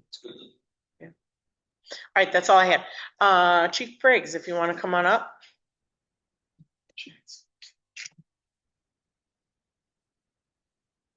All right, thanks for joining us, Chief. Thank you for allowing me this time. I understand that there was a resolution passed several years ago where if we want to apply for any grants that are gonna cause city funds to be involved, we have to get that approved, correct? Yes, anything in excess of $20,000. Okay, so FEMA last week opened their grant application period. And under the AFG grant, the Assistance to Firefighters Grant, the fire department would like to apply for 2 separate grants. The first one is for the ladder truck.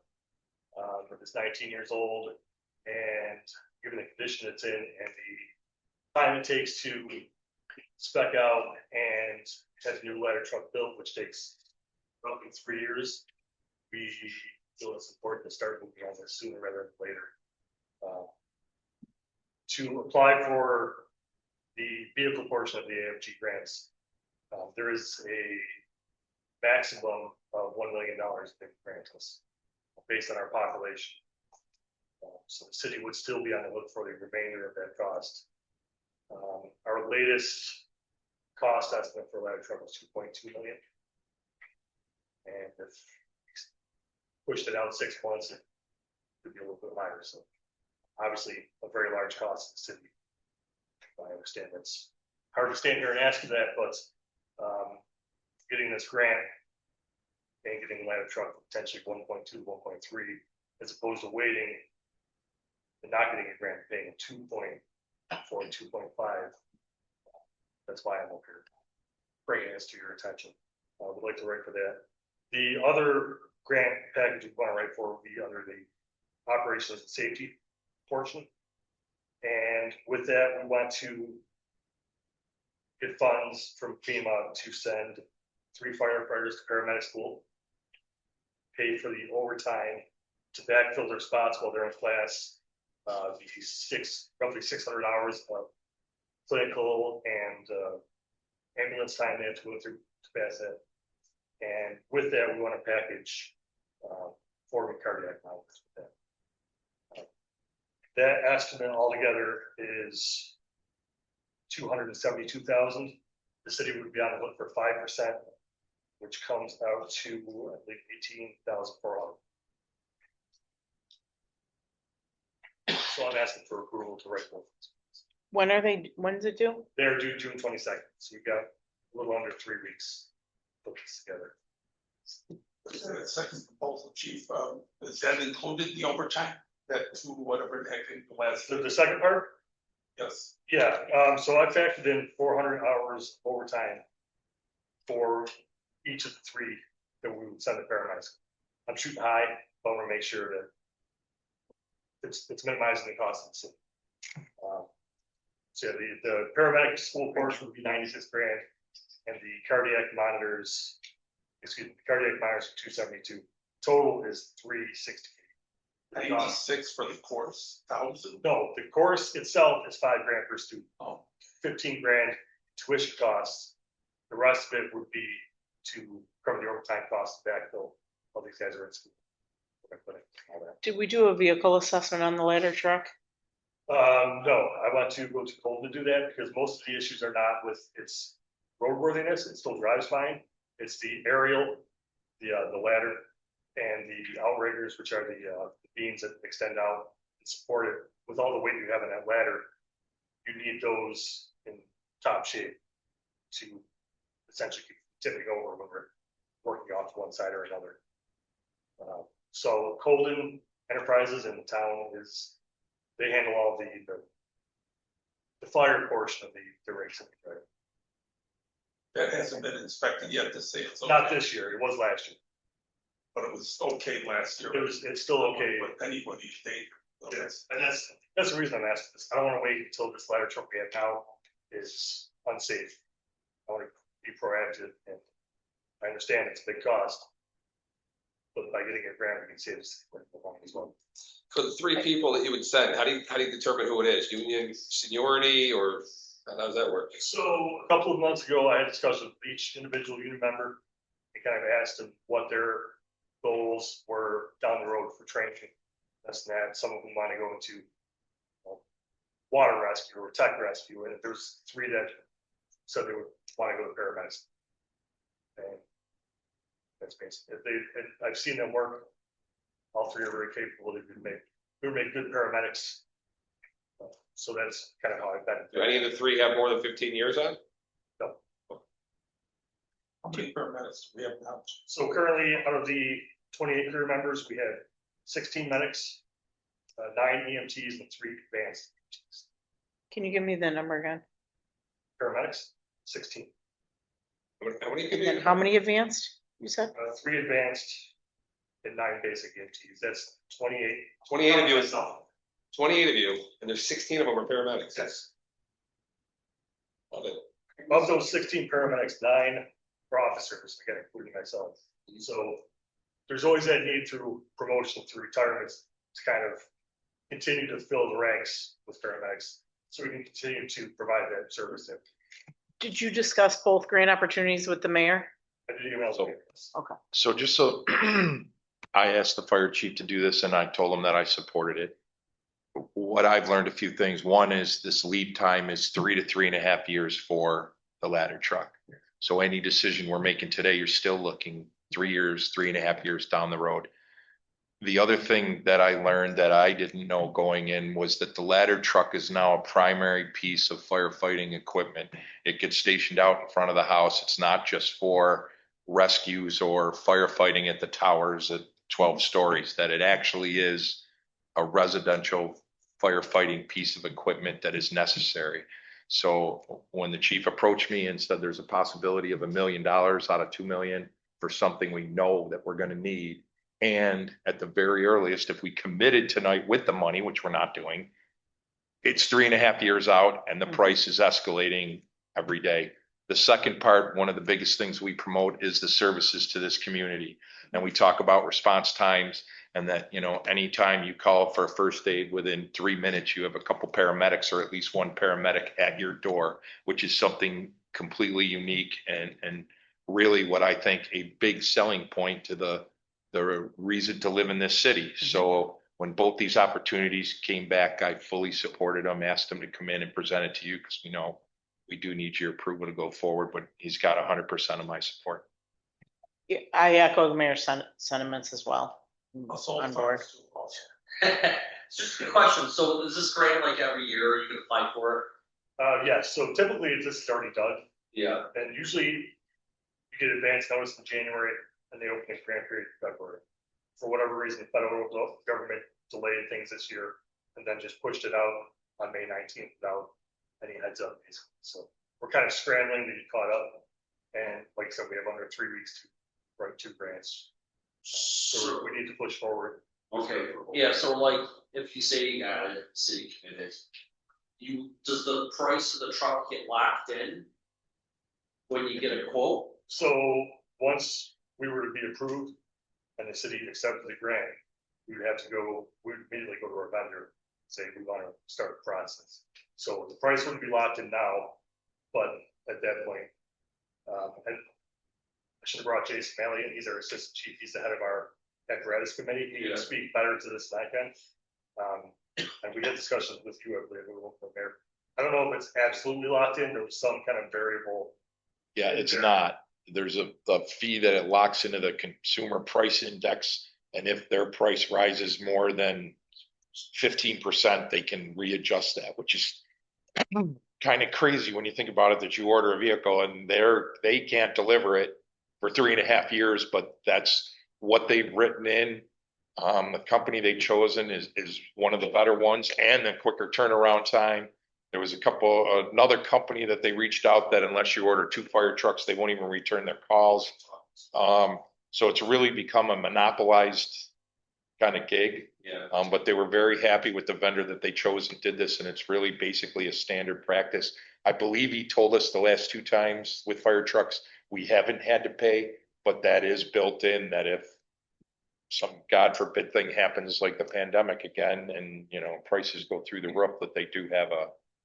So when do you gotta start paying it? If it's not ready for 3.5 years? So there's options that we would look into because there are different options and cost savings. If you pay up front, there's again, and we should have, I'm just telling you what I can do. That, you know, you pay up front, it's like buying a car up front and they kick whatever back to you on a discount. Then there's other options that you can pay at stages and there's a little bit of a discount, but not as much. And then there's another one that, you know, basically most of it's done at the back end, but the price is whatever it is. So at that point, if we got this grant and we decided to go forward, that would be a discussion we'd have with the treasurer and everything to get the best financing option for us. Yeah. So financing at the start of next year or at the start of 3 years. I do believe that You have to with the tip- contract they had built up engine we were currently waiting for, there were certain points where once they start the body work, there's payment due. And once they start, let's say the electronic portion of there's another payment period. So there's different ways of speccing it out with contracts. There's even a municipal leasing option, I believe, discussed with the salesperson. Which We don't want to lease. yeah, but they do throw that option out there too. But it was depending on what that, to pay up front, which we would obviously have to bond it, but what that savings is, doesn't, which it was pretty significant to do that. Well, that's what happened when we bought that other truck we're waiting for. Yes. We paid that before, what was it, December 31st? Oh, gosh, yeah. January 1, the price was going up, way up, so we paid that right away. So if we paid it up front, do they lock the price in? I think the No, price they is have locked that in. caveat then. Yes, it's locked in at that Contract. price, but Still, is there a trade value or? So the engines, we end up just putting them on auction. And I think the ladder trucks are in such demand. I was speaking with the chief from Medina last week. He said that he knew of someone who sold their ladder truck for roughly 100,000 to a rural department. There's options. There's some auction sites. websites for selling fire trucks similar to used car sales websites. No, we don't want to keep. Chief, Storage space for it. Chief, what's the title for the first grant that you want to write? So they're both under AFG, Systems Fire. And they break that up into three portions. So the first one for the ladder truck is under vehicles, vehicle acquisition. Okay. And this is all on FEMA's website. Mhm. And the second one falls under operation safety. The second one sounded like they're paying for most. Yes, we each pay 5%. Yeah. It's a cost share based on our population. Yeah, I mean, this is not current, like we're not getting services. No, it's adding more persons. Raising our, Yes. with their qualifications. All right, Does anybody have any? excellent. You write them, I'll sponsor them. Mr. Clerk, can you poll the council? Let's start with the first AFG vehicles FEMA grant authorizing fire department to pursue this grant opportunity. Yes, ma'am. Cook, Aye. Sheasley, Aye. Fisher, Aye. Greg, Aye. Boyson. We're just polling so that they can begin the process of, Aye. you can write that grant. All right, Mr. Clerk, if you can poll the council on the AFG Operation Safety Grant and authorize the fire chief to proceed in writing that grant opportunity. Cook, Aye. Sheasley, Aye. Fisher, Aye. Greg, Aye. aye. Boyson. Aye. There you go. Good luck. Thank you very much. Keep us posted. Thank you. They were just All right, I'd like to make a motion to adjourn our informal, go into our formal for executive session for contract negotiations. Is there a second? Seconded by Mr. Fisher. All those in favor? Aye.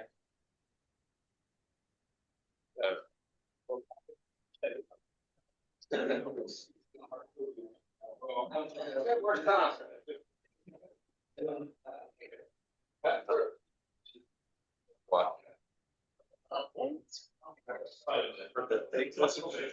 Lights are on. Lights are still on.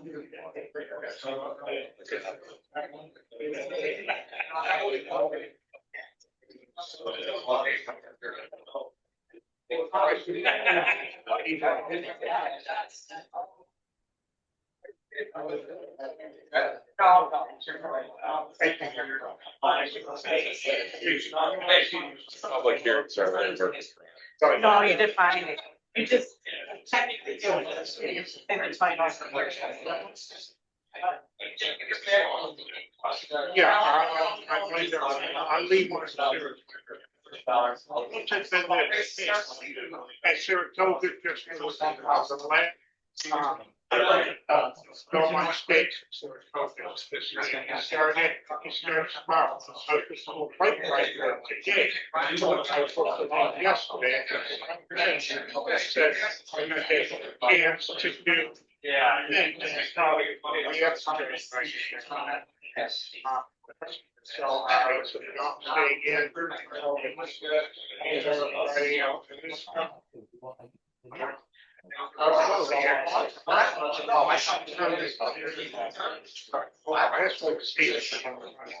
Yeah. Because they're property that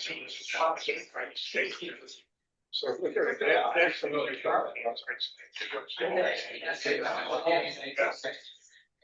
Oh, yeah. Right. Yeah. I got it. Thanks. No problem.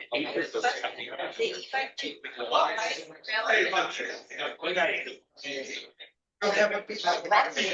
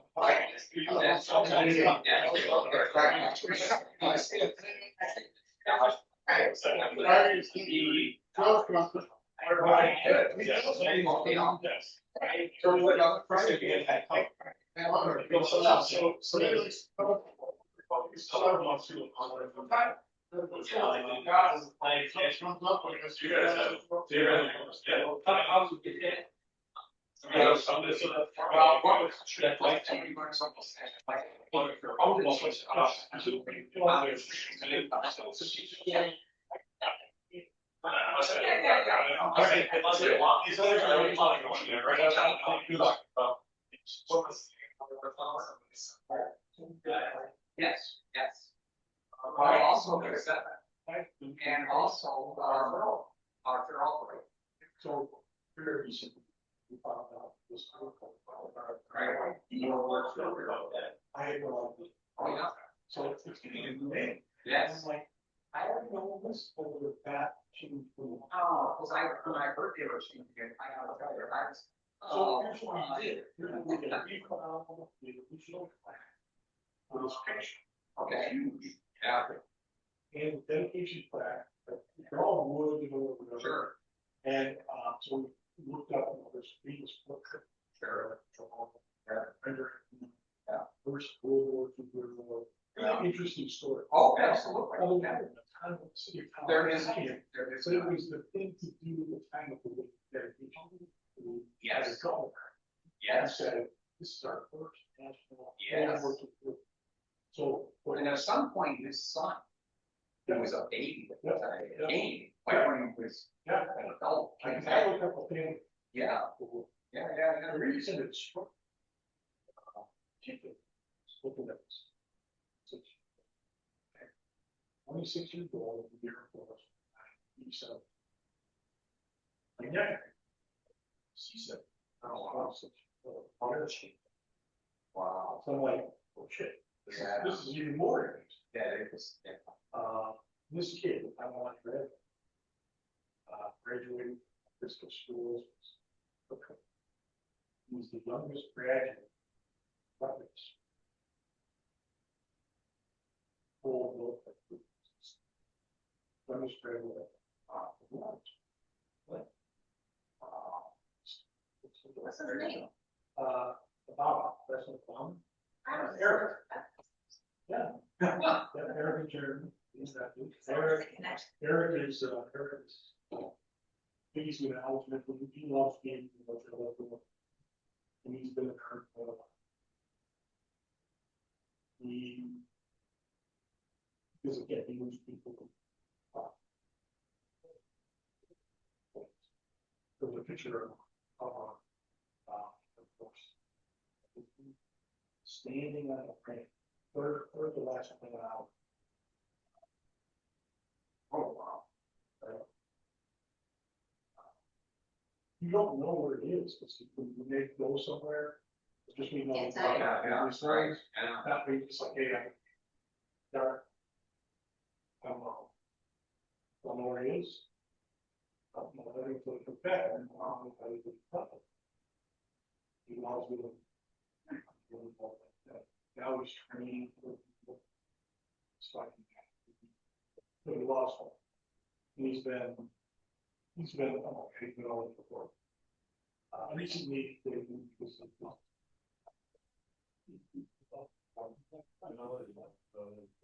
He was. Oh, yeah, that's right, yeah, right. Again, around the.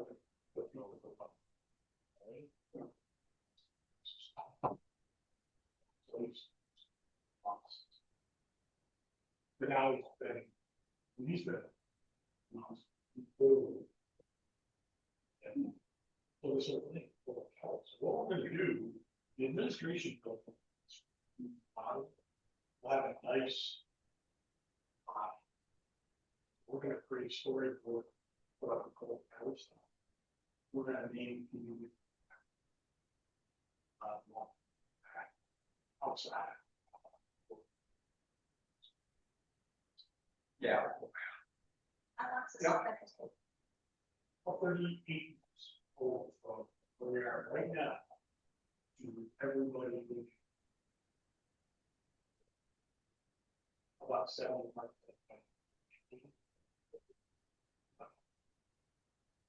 There'll be a different color on the outside. Well, I can see the key. There it is. Real people.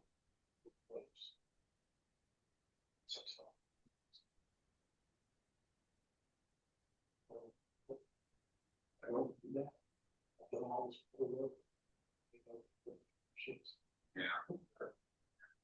So, when the city said, look, I need some little trees. Oh, yeah.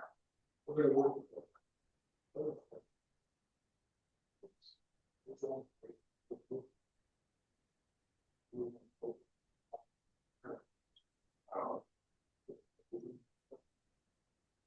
What does that mean? Yeah. Where are we gonna get the money from? I don't know. You do it. You're gonna get it back.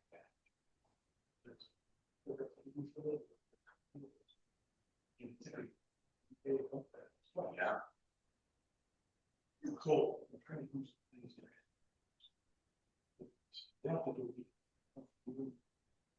This is just what we're.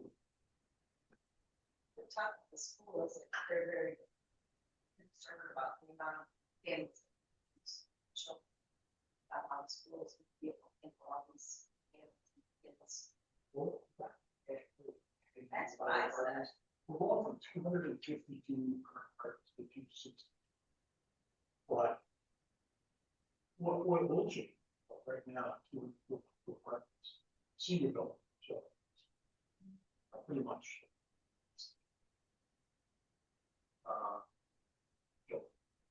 We built.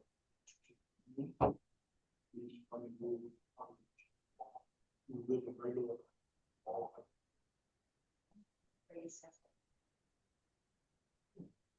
I know. Certainly, just second. There you go. Well, I like your column, fellas. It's a really cool story. Do something. Oh, yeah. For all right and, just, yeah, don't have to have name of this room, but just put something on. Those people. Yeah. And, currently looking for. Yes, I do. Yes, I do. I understand, yes. They gave you the money to build a new building. Okay, well, how more? Just need the money. Or need to do it. Yeah. That's it, so we get a cost of acquisitions. $1,000 or some more work to be done to look at ship. Say, look, here, I'm going to happen. But really, what this, I like it is that they're very places, on the state of New York, where you can see three specific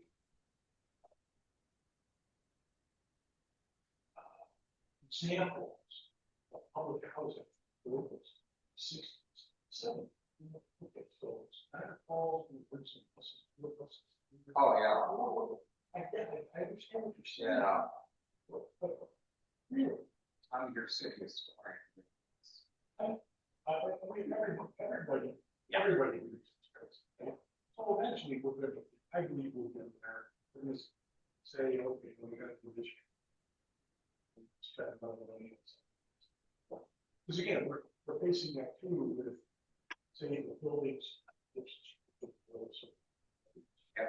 So when we're picking windows together, you have to look like how to control stuff. But they stop short of saying you have to put up single pane glass. Because if I do that, I can't meet the energy standard. Yeah, right, duh. So there's compromises, whether it's colors, molding, windows, how many 6/1s, all this stuff. Okay, I can do that, I can do that, I can do that. So we're not substantially changing what it is, just gonna look like a completed version is there. And that's really preservation should happen. They should, we're not doing something. Of course not, you would never, Dale. I got whacked in the head. I have one more thing. Sure. Fine.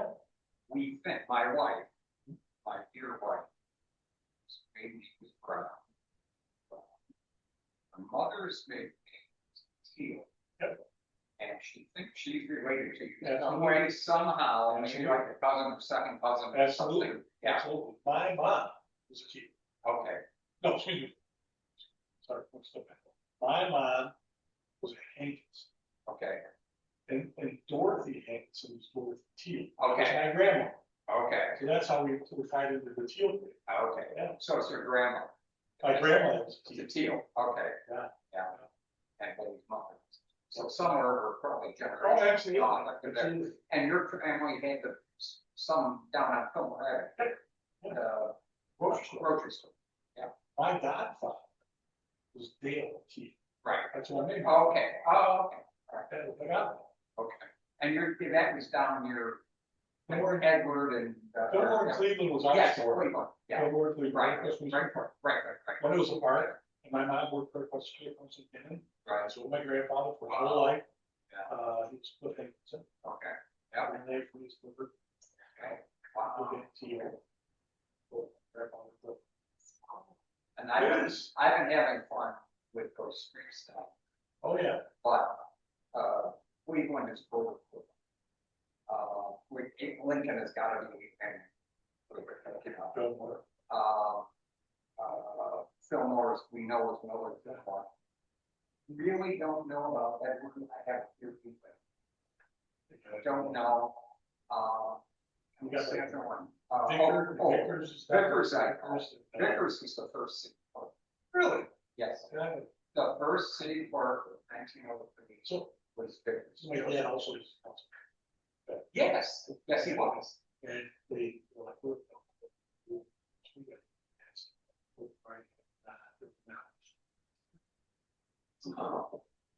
We should I'm like, have, that's good. we could have We're good. Kaganovich Corner. No, we don't need that. Nobody needs that. Nobody needs that. No, Yeah, it was, yeah, he was, my dad also was the president of the National Food Growth Association. He was active in politics. Oh, they did it. I was invited for first year. That's funny. well, I think you and I were both. That's right. Yes. Yeah, it wasn't, Ran out a lot of- of. Well, Well, I don't want to be into that. All this, I'm very enlightening. yeah. So, whenever I get your first.